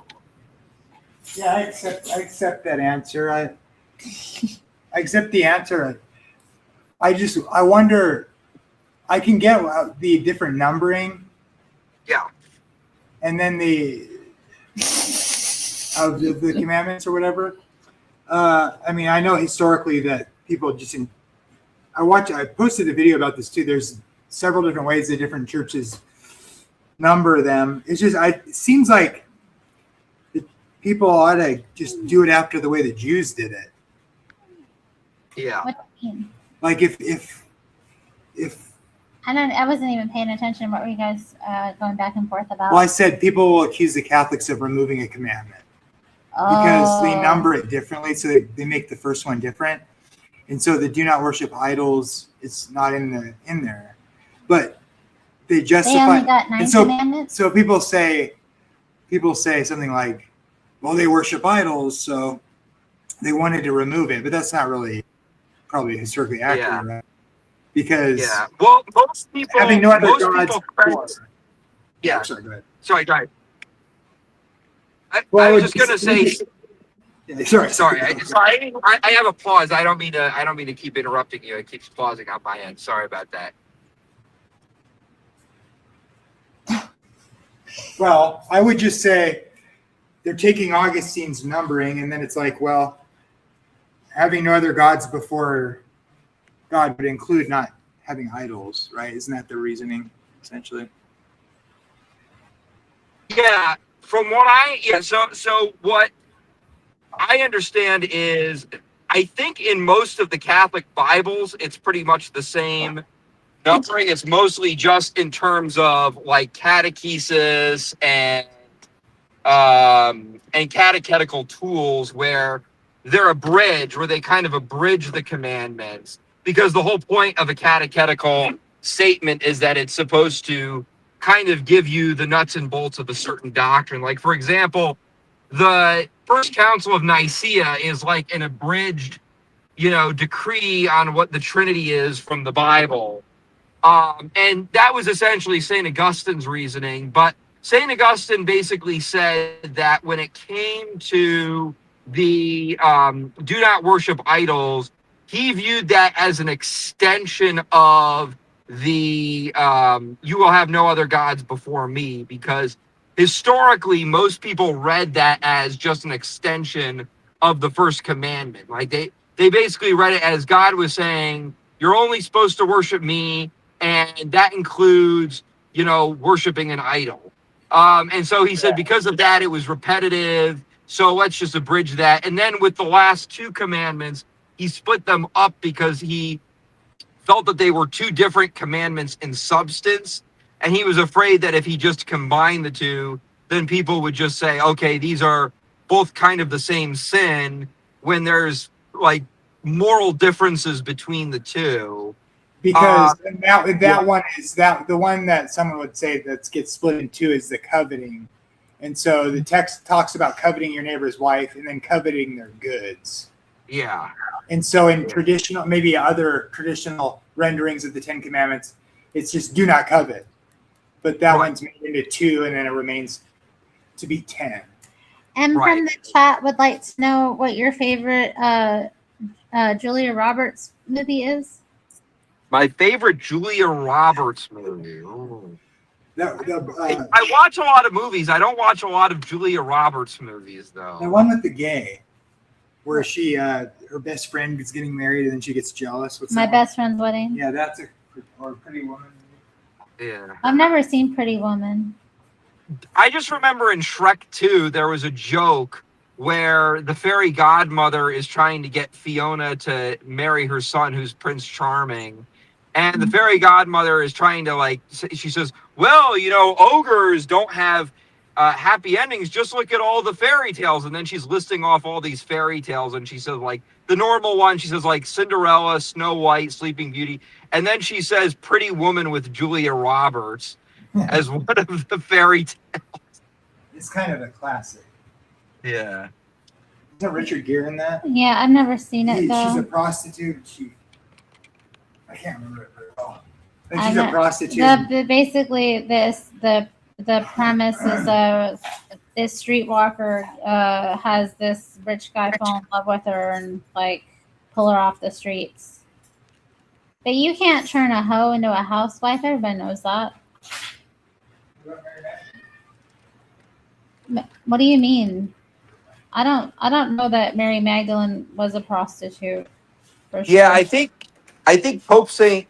Paul VI said he didn't think that was historically accurate anymore. Makes for a good story, though. You know. Ellen White Yeah. said that one of her few extra biblical claims was that there's this controversial story that people have said. I'll have to look it up, but Why are you crying? What's Yeah. wrong? she is the woman who had. What's the story where there's another woman who's a prostitute and people have said that's Mary Magdalene, but the text doesn't actually say it. I think Ellen Yeah, White- that was what a lot of people who in the early church thought that was Mary Magdalene, because they essentially, I think there's like a verse where she's holding like myrrh or some really rich substance, and so the belief was that was the indication that she was a prostitute, because a lot of times prostitutes would get all these riches from the work they did at that time.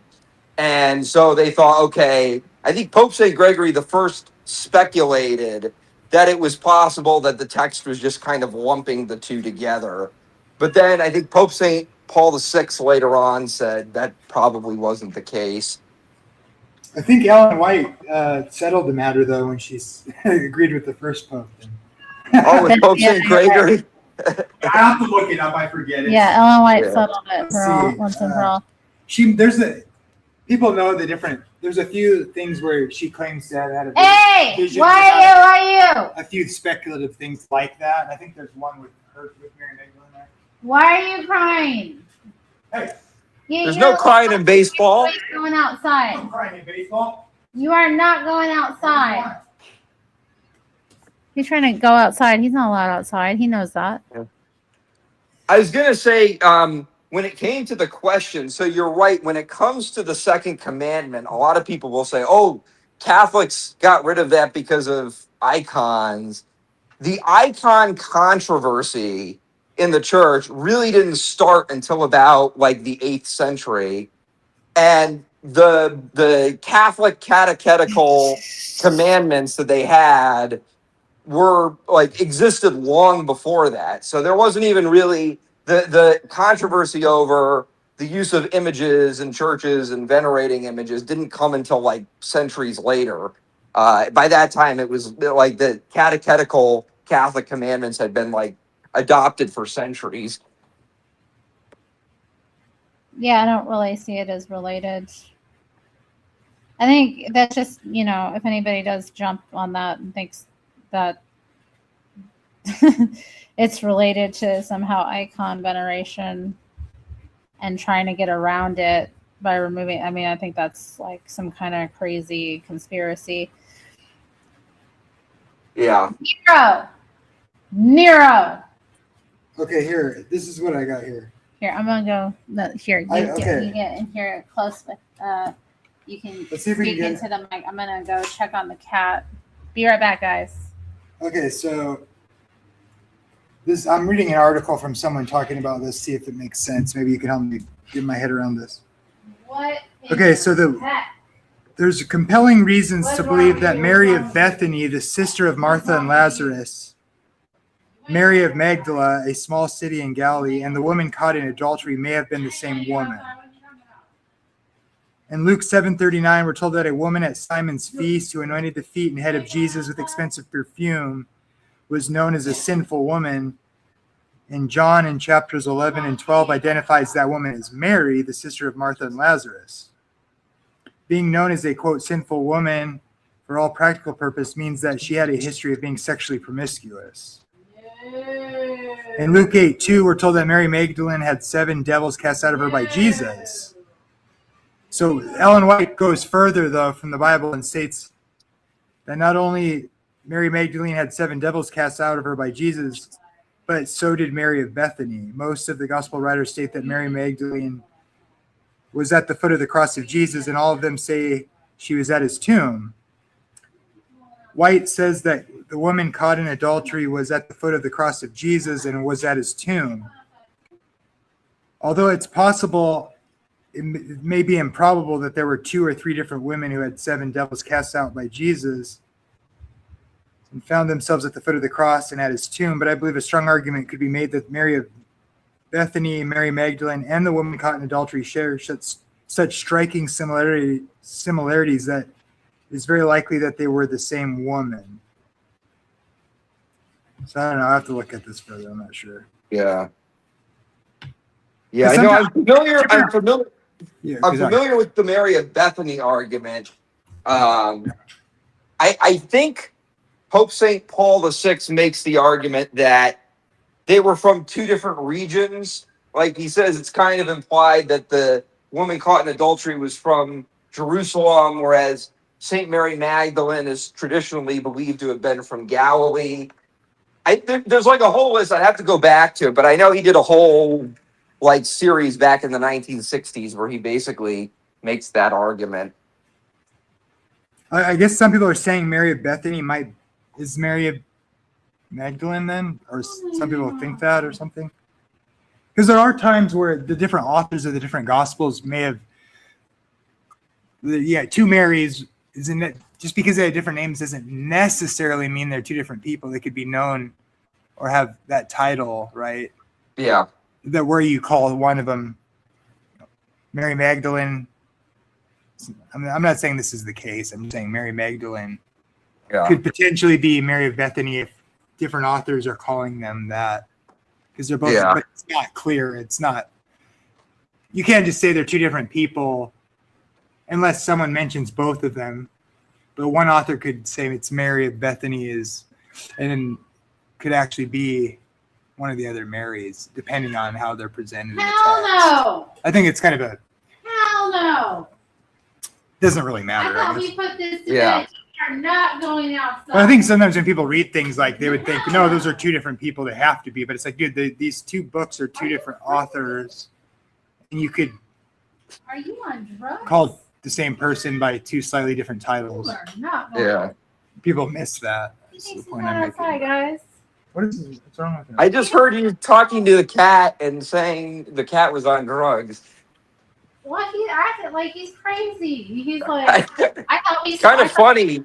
All I heard was, "Are you on drugs?" And then the cat just immediately responds, "Meow," like it's having a conversation with you. Well, he come up. I'll be making videos and he'll start meowing to interrupt me. He does. Yeah, he's. He's like, give me attention. I'm just saying. He disagrees with you. Yeah, He's been at the door. No, He- this happened before. This is a behavioral issue. Y'all know, if you've been watching for a long time, how Nero used to go cry at the door, because the hallway and the echoing, he can get his voice to get really loud. And so he'll do that to get attention. So I went over there and I was like, okay, you're not going outside. He stepped away from the door. I thought we squashed it. And then I came back over here and then he starts up again. So then I yell at him and then he comes running through the house and he jumps up on the bed. And I was like, are you on drugs? Asking to go outside after we already settled it, so he did get some catnip earlier though. So he might still be a little bit buzzed. I don't know, but that was some hours ago. Yeah. Come on, Em. Don't be. What kind of question is that? Anyway, does Eastern Thomas prefer Madonna the pop star or Madonna the mother of Jesus? Oh my goodness. I'm not going to answer that. That's a little irreverent, but I'm just going to ignore that. Yeah, come on. He does. Come on. Yeah, I'm currently taking an Old Testament class right now, so that's pretty interesting.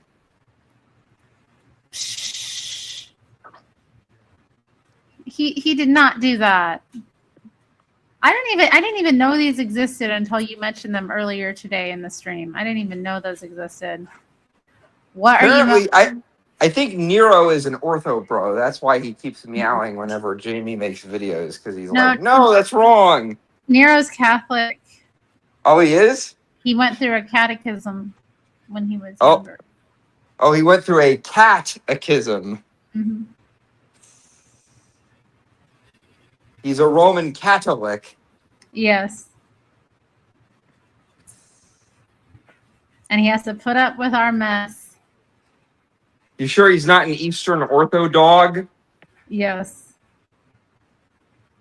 No, Nero definitely would be Catholic, just given his background and his upbringing. Plus, it's just funny to say catechism and to pretend like we sent him to Catholic school when he was a little kitten. Oh, Nero, come on. Jamie went out the door and now he's crying again. He gets like this sometimes. Oh my goodness. Have you ever had a cat, Eastern Thomas? Yeah, I have had cats in the past. They're pretty fun. Did you happen upon them? Did they just kind of get dropped in your lap? Like, yeah, that's basically what happened when I had one cat who was originally a stray that I got off the street. Yeah. I feel like, yeah, that's kind of the situation with Nero. He was found and when I was a teenager, my parents got the cat off the street who was like a stray. And she was alive. She was alive for a pretty long time. She ended up dying. I think she died the day the 2024 election happened. Oh. Because I remember I was working the polls, and then my mom told me that she had a stroke and that they were going to put her down. Oh.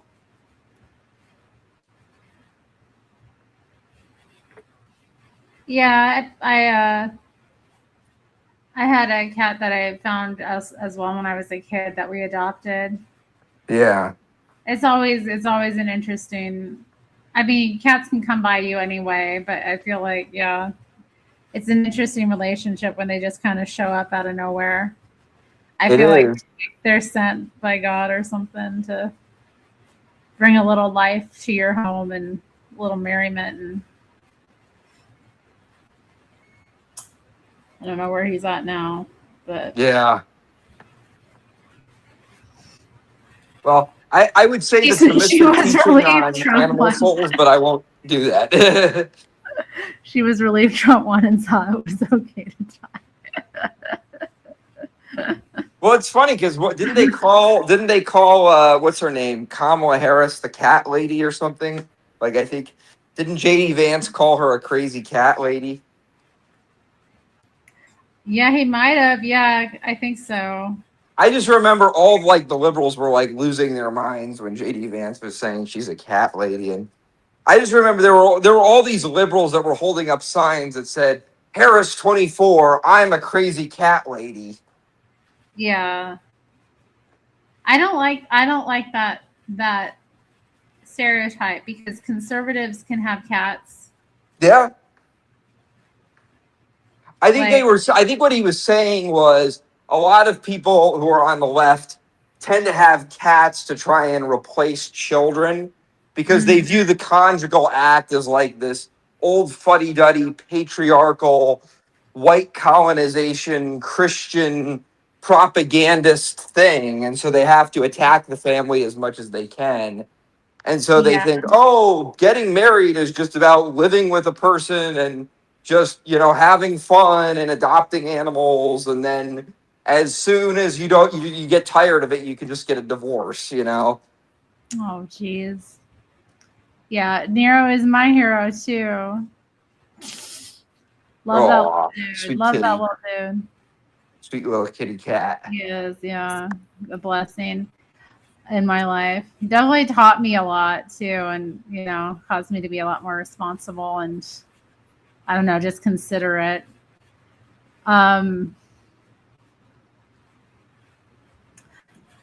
yeah, actually that was kind of my opinion about things when I was a crazy feminist.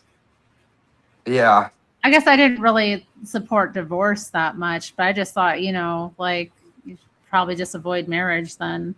I didn't. I right. mean, you know, why get married to get divorced, or to like treat it like it's some kind of like. Yeah. Well, I don't think anybody gets married to get divorced. I think what it is Yeah. people just Well, have no sense of responsibility. They think it's like fun, like, oh, I have a lot of fun around this person, so I'm just going to marry this person and I'm going to have fun with them and I don't have to worry about kids or any of that. And then once they just get bored, they're like, well, okay, you get what you want, you get what I want. We signed a prenup and see you later, alligator. They don't take it seriously at all. St. Thomas Aquinas, views marriage through teleology, which is basically the idea that all morals are based on around a person's nature and around a person's end, which is ultimately charity with God and the beatific vision. And he basically says that marriage is essentially like a mission wherein God has the work of creating more people, but God, being wise, uses instrumental causes, and so he gives human beings like a little taste of the mission that he has for humanity. And part of that is having a mutual outlet for charity. So the idea is, charity is a person's supernatural end. When you have a man and a woman coming together and actively caring for each other, that's like kind of like an outlet of charity that God is establishing. And then also the second end is the reproductive end, obviously, which is not just make more babies. It's not just like animals, where animals just reproduce and have a ton of babies. It's supposed to be that human beings are engaging in the upbringing of children. So the idea is, when you create another human being, you're creating someone that is, has a mission to be united to God, and you're helping bring that person up. You're helping to try and educate that person and get that person to a point where they can ultimately achieve what belongs to their nature and ultimately be who God intended them to be. That's kind of how St. Thomas views it, as in kind of like a missionary sense. But a lot of people who are naturalists will say, this God stuff sucks. So like just get married to have fun, and because humans have been doing it for centuries. yeah, I think that is strange. I mean, yeah, I agree with that. My understanding is the traditional Christian understanding that, you're united to this other person in an effort to help you both grow in the Lord, and Right. then to hopefully bring up children in the Lord. Exactly. And if not, then to do good works together in the name of the Lord, to Right. serve his kingdom. But you're being joined together because of, it creates a situation where you're both, made to be less selfish, made to become more giving, and made to, basically demonstrate more of Christ's character on earth. Right. That's the Well, it's idea. mutual care. I mean, it's mutual care. St. Thomas says the height of all the virtues is charity. And the idea of marriage is that it's an outlet of charity through mutual care, wherein the man and the woman kind of complete each other in a sense. So, the man kind of gives to a woman what what she lacks in his nature, and the woman kind of brings to the man's life what's lacking in his life, and there's kind of this mutual care for one another. It's not just sleep around, have fun, go on fun trips, and just pay somebody a check when you're bored. I'm getting some major rude comments on the channel. You're getting rude comments on your channel right now? Who's leaving rude comments on your channel? The guy who I let on my channel have the last word of my channel, and he Moses? called me a dumbass. Moses Was that the guy who was the ortho bro? Yeah. I was so nice to that dude. I don't really care for him. I found him really arrogant is the word. Like mean, mean, a little mean. They strike me as being really needy. I want to address this sorry, just because it's been a minute, and Cecil was very generous and donated $10 to the channel. So thank you. She said dog moms are way worse than cat ladies. To be honest, or TBH, it's their whole identity. My aunt's like that. She's a lib, no kids. I don't know about that. My mother is a cat, or is a dog mother, and she loves her dog, and she's not a liberal at all. I think some people, it depends. I mean, I definitely see Nero sometimes like a surrogate child. He also provokes that in me because he makes the like crying sounds and like, he is the size of a baby, So I guess if a dog was little, it could kind of, be kind of like holding a baby too. I think in some ways the animals, they manipulate that part of us as women that wants to nurture something, It's in our nature to like want to nurture the small and vulnerable, and cats have they're just adept at like exploiting that. But I do, I mean, it's weird though I don't like anybody though that's like makes it their identity that they have this dog or this cat or whatever beast, and like, because I'll see people like with dog mom shirt or stuff like that. It's weird. Yeah. It's a bit much, It's like in private, I call Nero baby when he's like being cute. I think that's a little bit like maybe it's wrong. Maybe I shouldn't do it. But I also think, I'm rational enough to know he's not a human child. Yeah. But anyway, I don't. So I think a lot of people just they're afraid to have. I think a lot of people have been inculcated with fear in our society, like against having children. I mean, the propaganda is so intense everywhere. The devil is just constantly trying to make people think that having children will ruin their life, will take away all their freedom, all their, fun. And marriage too. I think a lot of younger people don't like. I don't know if you've heard of the movie Obsession that just came out, the horror movie. I have heard about it a little bit. Sounds like I probably won't see it. It sounds kind of like disturbing. Well, the whole has a spell put on her. Yeah, well, the whole premise is the guy stupidly decides, I'm going to go to an occult store. What could possibly go wrong going to an occult store? And then he ends up getting this thing where you get one wish and you can wish for anything. And he basically he thinks it's like a gimmick or like a superstition. And so he says, oh, I wish this girl loved me more than anything in the world. And then she like becomes like hyper obsessed with him. And then it turns into this horror movie. But all these people were commenting on the movie saying, oh, this is just like in modern society, because in modern society, everybody's afraid of relationships and everybody thinks this is what the relationship is going to be like. You know what? I do think there is something to that, because I mean, there is a sense that once you commit, like you're in it for life. Yeah. I mean, and also a lot of people have been in bad relationships too, like where Like they'll start, seeing someone and it just gets so intense so quickly, usually because of introducing sex too early. And then, Right. The obsession starts, and like in reality, like the people weren't even really right for one another. And so one person feels insanely trapped and scared and trying to get out. And the other person is, probably was,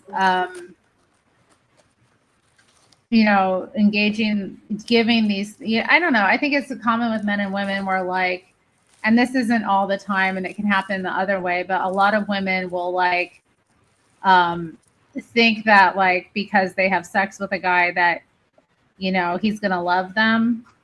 Right. Because that's usually how it works for women. And, they'll develop this, like a lot of guys will get really freaked out because they weren't really there yet. And all of a sudden this woman is just like totally in love with them and out of, to their minds, nowhere, and so those kind of things happen too.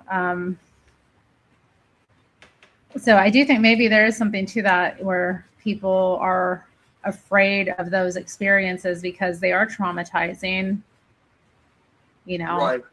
It is traumatizing, on both ends. I also think though too, like, I mean, even when I was involved in like witchcraft and the cult, I always knew that like love spells were a no-go. Because it was like, I mean, you get warned about them, obviously, but it just seemed like such a manipulation of will. Yeah. That, the amount of like, it could never really work. But then you also see a lot of like witches online that are like public. I'll see them talk about how they do witchcraft on their husbands regularly. Like just to control this man, like just to control a man, like, and that's weird. It is weird. It's very controlling and like, it's not loving. I'm like, why are you? That's a little sussy. Why are you trying to force something? That's a little sus. Yeah, because it's like you're trying to force love, and it just, I don't know. It seems like,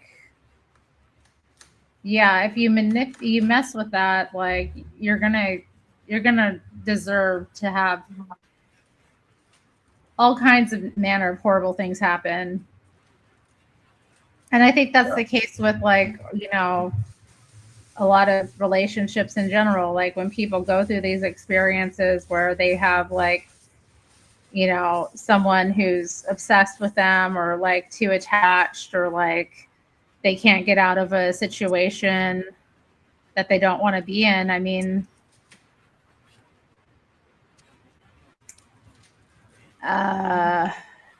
in a lot of ways, it's down to their own choices and choosing badly. Anyway. Right. Anyway, I probably was long-winded about that, but yeah. Well, no, I get what you're saying. I mean, I think a lot of it is just people having sex, probably just. Oh yeah, do not fornicate. Don't fornicate. Yeah. In marriages, it's statistically shown. It's statistically shown like 9 out of 10 marriages where the man and the woman choose to have sex after they're married survive. 9 out of 10 marriages. The divorce rate is very, very, very, very low for couples that wait until marriage to have intercourse. I mean, the whole quote unquote post quote unquote Enlightenment society is basically based on this. Oh, we need to get rid of these old, chauvinistic ways. Well, half of those chauvinistic ways preserve human dignity. Right. Right. I know. That's like, the thing of we it. need feminism, and it's like, no, women are created with a certain dignity that God gave them. A woman doesn't need to be a carbon copy of a man. I mean, that's contrary to human dignity, and that's contrary to the dignity of a woman. No, you're just being oppressive and a misogynist, or whatever. Look at all these people that know that it was Berenstein, not Berenstain. Yeah, it's In the chat, terrible. I mean, people. the great quote unquote enlightenment, the damage that did on our society is just enormous. It's just Yeah. enormous. I mean, look at this Lindsay Clancy trial where everybody's like, "Yay, she murdered her child!" Woo-hoo!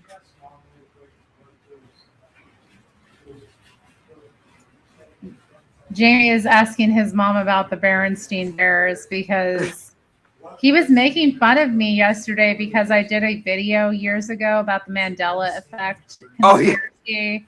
And I was talking about like different Mandela effects I personally kind of experienced. And yeah. he was making fun of me. And then like I brought up the Berenstein Bears, and now he's like, he's about to get sucked into the Mandela effect because Yeah. he remembers it as Berenstein, not Berenstain. So do I. So do I. I remember when I was a little kid, I watched the Berenstain Bears on PBS, and the theme song was always do do do. It was like a country theme song, and it was the Berenstain Bear. Or I always remembered it as do do do do do. The Berenstain Bears. The Berenstain Bears. The Bear. But then I went back and I was like, no, it's not the Berenstain Bears. And then I watch it and they're like, the Berenstain Bears, the Berenstain Bears. And I'm like, I don't remember that as a little kid at all. Okay, mom, remember those I'm Terry's live right now. I'm asking you a question about, because people are like, have you ever heard of the Mandela effect? You heard of that? God. People claim like it's an internet thing where they claim like somehow history got changed. Okay? And so one of the things that people bring up is this children's book that used to read me, The Bears, The Family of Bears, the Berenstein. Okay, what is the book called? What were they called? Berenstein. How do you spell that? Like a Jewish name, right? Like Stein, like Berenstein, was it? Or is it something else? Like Berenstein sort of thing? What was it? Seems like it. Oh, Mr. Okay, Mad said he's what- going to give his poor mother a heart attack. So what do you think it was? Do we have those still? Do you have them somewhere? Okay, because everybody claims like the devil changed with the. We don't claim it was the devil Or something. It necessarily. wasn't the devil.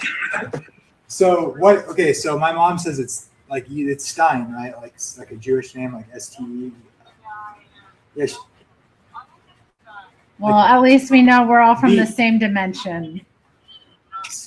What Steve, horrible The multiverse is a lie. There's TEIN. no such thing as the multiverse. It's What like Baron. horrible sin did we all commit to end up in this dimension with the Berenstain That's what we Bears used to call books? it. It is an error to believe that there are multiverses in real life. It's a joke, Mr. Tobis. I know, I'm kidding. I don't I'm know kidding why around. this is. I don't know why this is, or the timeline, Oh, Yeah. whatever. Did you watch DuckTales? you think it's B? Yes, of course I watched DuckTales. That was before my time. I didn't watch DuckTales. STEIN. You both say. I thought it was BEREN. In the Bible, is it the lion and the lamb, or the lamb will lie with the wolf? I think it depends on the translation. But I have seen that people saying that that has changed. I know one of the big Oh. one of the big Mandela effects is over Star Wars in the second movie. Everybody Really? remembers it as Luke, I am your father, but he actually says, no, I am your father. Yeah, that's another one. You know what? And also, what is his name? Oh gosh, Right. And this is why the neurotic robot. What's his name? So I don't know. remember growing up, he was all the same color, like a copper color. But like apparently, one of his legs is silver. Okay. Let me check with. That's odd. That I know it's very strange. Okay. Babe. My dad said it was BERNSTEIN. And my mom's like, no, she agrees with me. It was BERENSTEIN. Berenstein. Okay, but the It's Mandela. neither. It's Berenstain, like it's stained like I have a stain on my shirt. So both my parents, my mom read them to me. My dad never read them to me, but my dad's like, it's BERNSTEIN. My mom's like, no, it's BERENSTEIN. And I agree with my mom. That's what I remember. And she read them to me, and I'm the one they were read to. But you're saying it's not Stain. Babe, come on. Just look it up. Berenstain. It's Berenstain. We remember it. We all remember it as Berenstain, but apparently it's Berenstain. Okay? Wow. So welcome to the Mandela effect. Okay. You've now been Mandela affected. You've been Mandela-fied. Don't make fun of me because I had some Mandela effect experiences. Okay. Yeah, my whole family thinks it ended in Stein. I will say this. I do think with a lot of the Mandela effects, a lot of times people tend to just get confused with other things. Like with because the whole like with the whole thing with it being called the Mandela effect was it started because somebody in 2013 when Nelson Mandela died, all these people were like, "Oh, this is so weird. I remember he died in prison because he was politically protesting and he went on hunger strike and there were all these protests." Biko. Yeah, there was that. And then I think people got confused with Gandhi. I think there were a lot of people who got confused with Gandhi as well.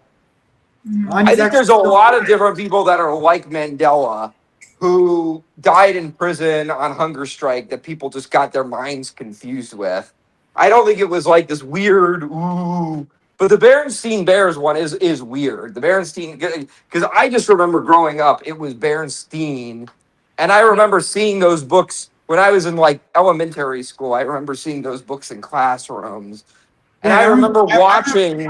I swear I have a memory of like learning about the Jewish sort of name, like it's pronounced Stein or Steen, and like reading it as, you know, the Stein and like wondering why it's pronounced the way it was. I have memory of that. So I don't think they were actually Jewish in real life. I think they were actually just like Southern hillbillies. I'm saying the people that wrote the books, because the people who wrote the books were actually named Berenstain in real life. Oh. Right. So I don't think they were actually Jewish, though. I think they were just like Southerners. I think they were just like Southern Christians that. Right. I'm just saying it's a Jewish name originally, but yeah. I think it was Stein in the name, and I think it's a big scam, and they maybe republished the books. And somebody changed it. No, because people have gone to their homes and they've looked in their they've gone home, and they have all their kids' books, you know, at their parents' house, and they pull out the books and it's Berenstain. Maybe it's an MK Ultra type of mind trickery. I don't know. Damn it. How could it be an MK Ultra? You think we've all been like? I'm joking. I don't know. Like maybe the government made us all think it was actually Berenstain, or maybe they're messing up our memory. I don't know. I'm joking around a little bit. I just wish my mom still had them. She said why, so she can get scared too? Why do you call your mom and freak her out now? They're going to be up all night looking up the Mandela. No, my parents are like, we know it's Berenstain. They don't. They're not. They're just like. By the way, in my Byzantine church, I have a lot of people there who like hate Constantine, even though he's venerated as a saint there. And they got all upset because I got an icon of Constantine. Oh, no. Why do they say they don't like him? They don't like. Well, they're like one of these. Well, it's funny because they're very conservative. But they're also like they're also like very much against war. Like they're the types of people who think like any sort of act of war is sinful. So they would say like even if you're attacked by another country, if you fight back, like that's sinful. And so they don't like Constantine because of the whole revolt that Constantine had, where he overthrew the Roman authorities that were persecuting Christians. And they think that that's sinful, and they think that, like, when Jesus Christ supposedly went to Constantine and said, "You will win this battle," they think that that was, like, a demon and all this different type of stuff. Yeah, well, that's kind of my view, but, like, I would say I'm not I believe in just war theory, but I do too. They don't. Right. I kind of agree with them about. So I would say I kind of agree with them about Constantine. Like I kind of think, like I understand. Like I can even say like I can understand where he's coming from, and like I don't really know. And I would say like there was good going on there. It's not like he was this evil person. I would just say I do think what happened caused Christianity to go sort of do things like what we were talking about earlier, where like when Christianity took over the empire and then people got this idea that we should kill heretics. I think that's probably wrong. So like I have mixed feelings about it. But I would still advocate for just war theory. Yeah, I would advocate for just war theory too. Is it true that Constantine didn't get baptized till he was on his deathbed because of all the things he said he had to do as a leader? And so he held off until right before he died so he could get baptized? Well, it depends on the legend. Some legends say that he specifically wanted to be baptized in the Jordan River because he wanted to be baptized where Christ was baptized. Now, that's one legend that may or may not be true. That explains why he put it off. Yeah, why he put it off because he wanted to be baptized in the Jordan River, right? He wanted to be baptized where Christ was baptized. Because the whole thing was he was sending people to Jerusalem to try and get artifacts of Jesus Christ. And so his eventual goal was he wanted to go down there so that he could get baptized in the river Christ was baptized in and just triumph it. Like just a few months earlier, his mother, Saint Helena, went to Jerusalem and she found a bunch of crosses. And like, I think at one point there was a belief that one of the crosses might have been the cross that Christ was crucified on. And so he was like, well, now I've got to go down to Jerusalem and I'll be baptized there and it'll be this big trip. But then he got sick and he had to get baptized. And so he got a bishop who was an Arian. That was the big controversial thing, was he got baptized by an Arian. Now, he didn't believe in Arianism, but the one guy who was an Arian bishop was like the only guy that was in the room at that point. So he was like, better than nothing. I think he's all right. That's why he's venerated by Eastern Catholics, but he's not venerated by Latin Rite Catholics. Like, he's not in the canon of saints. He doesn't have a feast day in the Latin Church because of that controversy. But they didn't care about that in the Eastern Church. Interesting.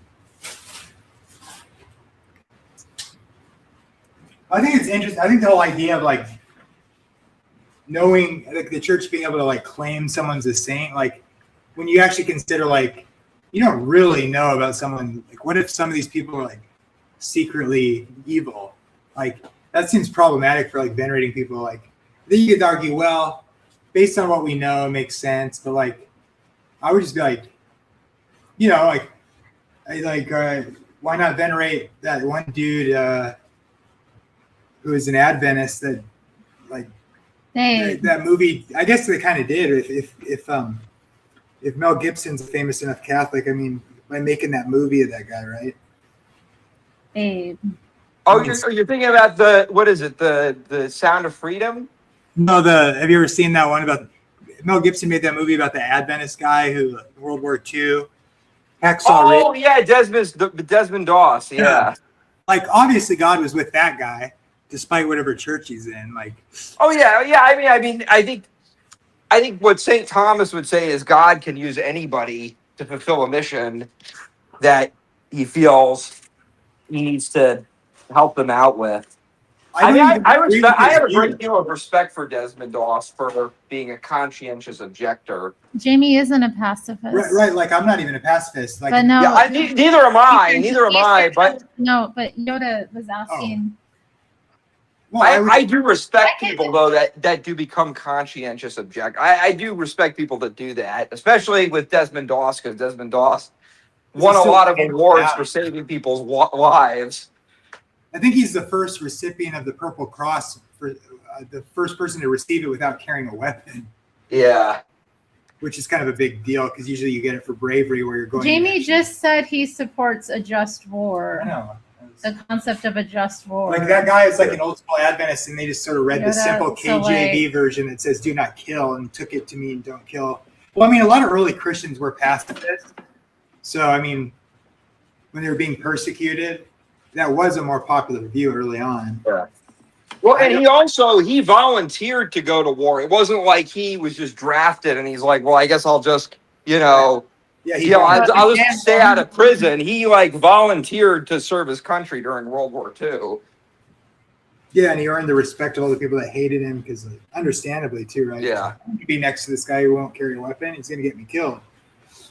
And I think in the movie too, I could be wrong, but I don't know if it's in real life, but I know in the movie, part of the reason he also becomes a conscientious objector is because his father had PTSD from World War I.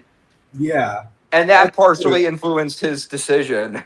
Well, also, one of the, I forget it, maybe that part's true. I remember that. Because he used to go to like Adventist camp meetings and stuff, and the story about his brother, like he almost killed his brother when they were kids. Yeah. I don't think that was as big as a part in his thinking to be a conscientious objector. But like the interesting part about that story, like officially he saved like 75 men, but the reality is like he actually saved like over 100, and he literally like in the movie they downplayed it because they thought people just wouldn't believe the reality of it, and so they like less than the actual. And there's actually like two they didn't put. I don't think they put it in the movie, but there's guys after the war that were Japanese that saw him up on that hill, and they like had their weapons on him, sighted on him, and they fired on him, and their guns wouldn't work. Yeah. And so a couple guys came out and like admitted this after the war ended, and they like when they met him, ended up meeting him, and they're like, I know like God's with you because I had you in my sights and my gun wouldn't fire like multiple times. And I think he saved some Japanese guys too. Yeah. Very interesting. And that is common in like when you're collecting people from the battlefield, you're supposed to collect both. That's part of one of the rules of war. Oh. You're supposed to collect soldiers from both. And oftentimes soldiers that have just been, shooting at each other will end up in the same hospital. Yeah, we were watching that movie with Mel Gibson Mel Gibson was like Here we go. saving the Confederate soldiers and the soldiers and the... Jamie is LARPing like he would actually fight somebody if pressed or you were attacked. I'm sure he would, Yoda. He's making Mel Gibson's making another Passion of the Christ next year. I know. And I'm not. I wonder what happens next. I'm not gonna like it because he's gonna make Jesus go down into Hades and do all sorts of stuff. I heard. No. I don't like that. I don't agree with that. But Stefan says the official SDA stance is to join the military. If you're drafted or conscripted, you're supposed to try and to get into a non-combat role. Well, I know. Catholics and Protestants fight for their country and die. Well, thank you, Yoda. I guess you won't need any medical staff that are in good shape taking care of you when you get shot in the legs. Yeah, I don't see any problem with being a conscientious objector. I know St. Thomas does say, obviously, if it's an emergency, like if your country is like at risk of dying because of an invasion, it's reasonable to have a draft. But outside of that, a person should have a conscientious ability to reject the war or reject serving in a war if they feel like it goes against their conscience and their personal morals. Well, I had some Adventists join my chat before who are pacifists, and they tend to like sort of reject penal substitutionary atonement too, because of the implications, which I think is sort of interesting. They have sort of you can sort of be an Adventist, but like we don't have an official belief about what form of atonement theory you believe. But traditionally it's PSA, but there are some that find ways to hold to our fundamental beliefs and not hold to PSA. Yeah. The Orthodox view. And then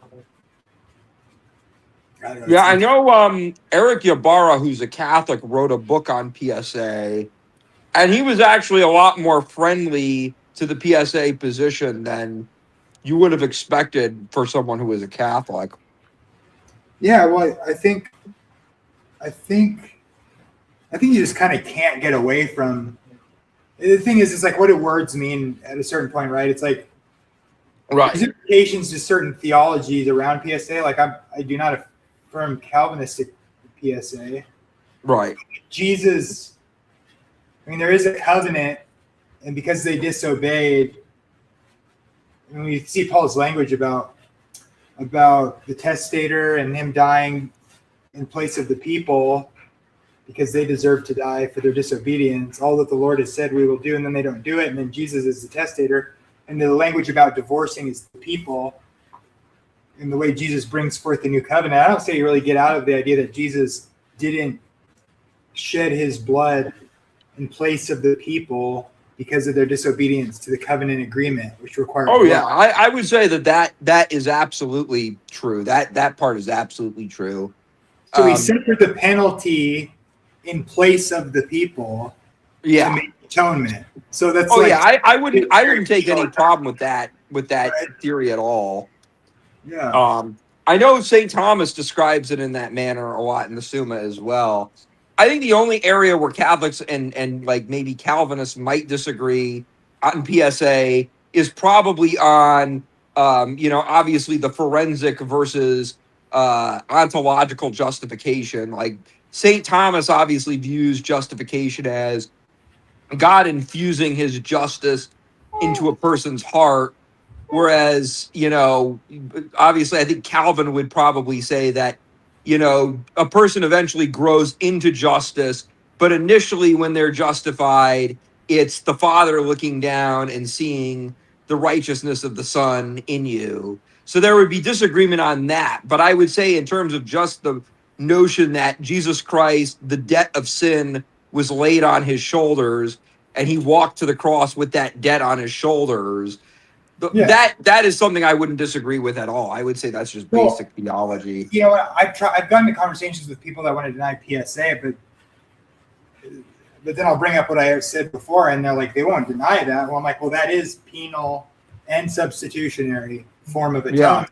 Yeah. And then it's like, so then I'll ask them, like, most people who are Protestant or evangelical essentially think, well, if PSA is true, then, they sort of think, certainly Calvinistic versions, if you have limited atonement as an idea, and then all the other points, you couldn't possibly lose your salvation under that version of PSA. But Wesley was penal substitution, and he certainly thought you could lose your salvation. And then a lot of Protestants that aren't Calvinistic sort of seem to hold the Calvinistic view, but they deny limited atonement.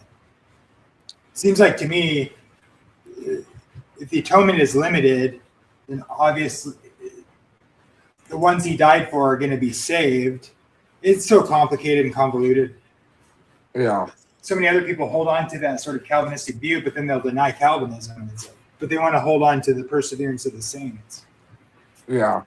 And they don't really realize that their theology is a big mess of views that don't stand together very well. Yeah. That's why I like Thomism. Hi, Dana. It's like airtight. It's like they're not this even equals this equals Dana, this. they're not even thumping. They're talking about stuff that's totally not even. I watched Ybarra and Gavin Ortland have a discussion defending penal substitution against a bunch of people who are going off the rails. I don't know what y'all are talking about. I sort of enjoy it. I'm just sitting here waiting. Sorry. For y'all to. I'm done. Sorry. Okay. We won't talk about atonement today. I don't know what it means. It basically just means, so the argument is when Jesus Christ died on the cross, did Jesus Christ die taking the debt of humanity's, punishment to the cross? Like, was the debt of every person's sins laid on Jesus Christ, and when Jesus was dying, was he taking the punishment that was due to all of us as sinners? That's basically what the debate is over. Okay. And how it applies. I mean, And who doesn't believe that? Well, some people disagree with it because they'll say, oh, Jesus died out of love, and they'll try to like reframe it as, well, Jesus just loved everybody, or he was trying to cure us. And none of those are bad, but I think the basic notion that Jesus Christ carried the debt of punishment to the cross, I think that's something that is just, in my opinion, that's just basic theology. yeah, what are the implications? Does that, I mean, because you might say, if you believe he died for everyone, depending on what you think that means, if he paid for all the sins of all of humanity, you could go and say, well, then everybody's saved. Or you could be a Calvinist, and they essentially believe if he died for your sins, Yeah. then they're paid for and you can't possibly not be saved. But then they go, well, the Bible says some people are lost, so therefore the atonement is limited. He didn't actually die for everybody. He just died for the ones whom he died for, and those are the ones that will be saved. And that's how you get like a transactional forensic view that, that's what 5-point Calvinism does. Yeah. Well, I know St. Thomas, he answers that question like, oh, if Jesus wills for all to be saved, if he has universal salvific will, why are some people going to hell? And St. Thomas basically says that there's an antecedent will and a consequent will of God. So the antecedent will is basically God as he considers everything.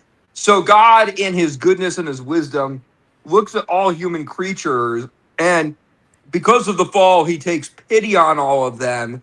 And so he considers it a great tragedy that that some people are going to have to go to hell.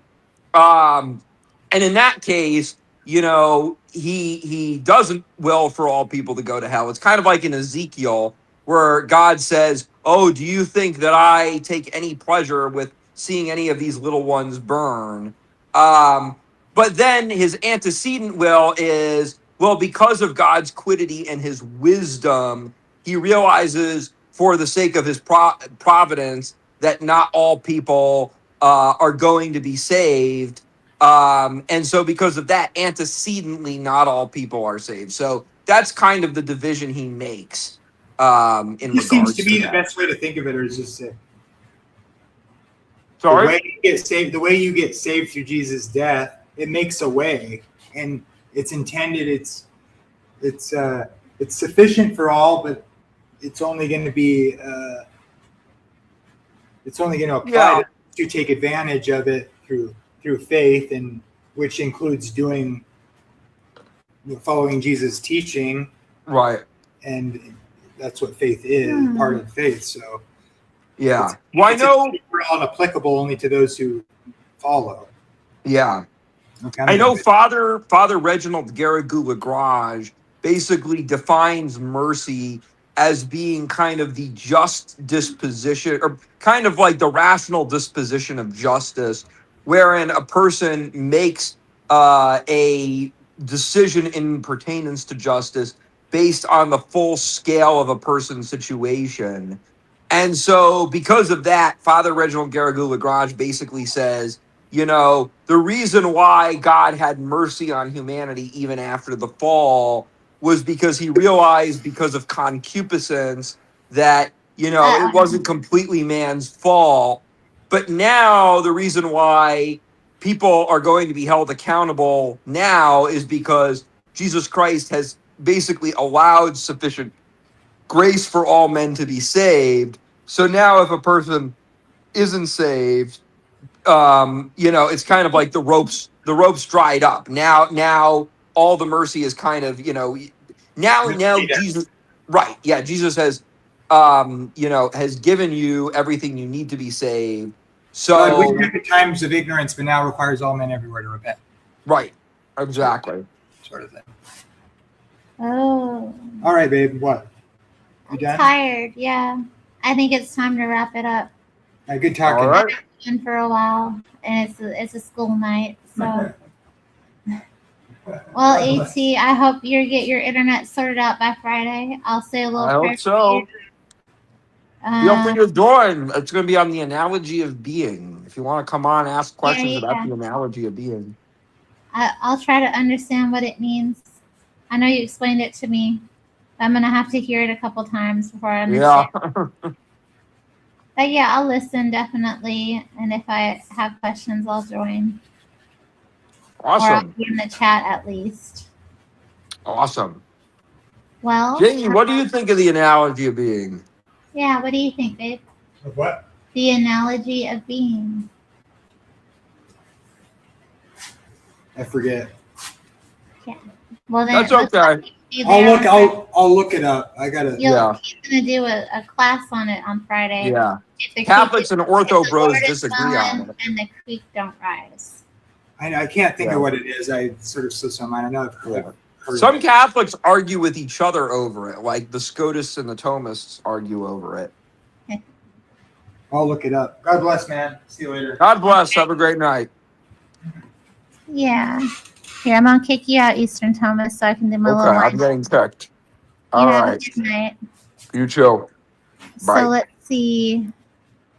Now, guys, since it's the end of the thing, I'll share a little song with you.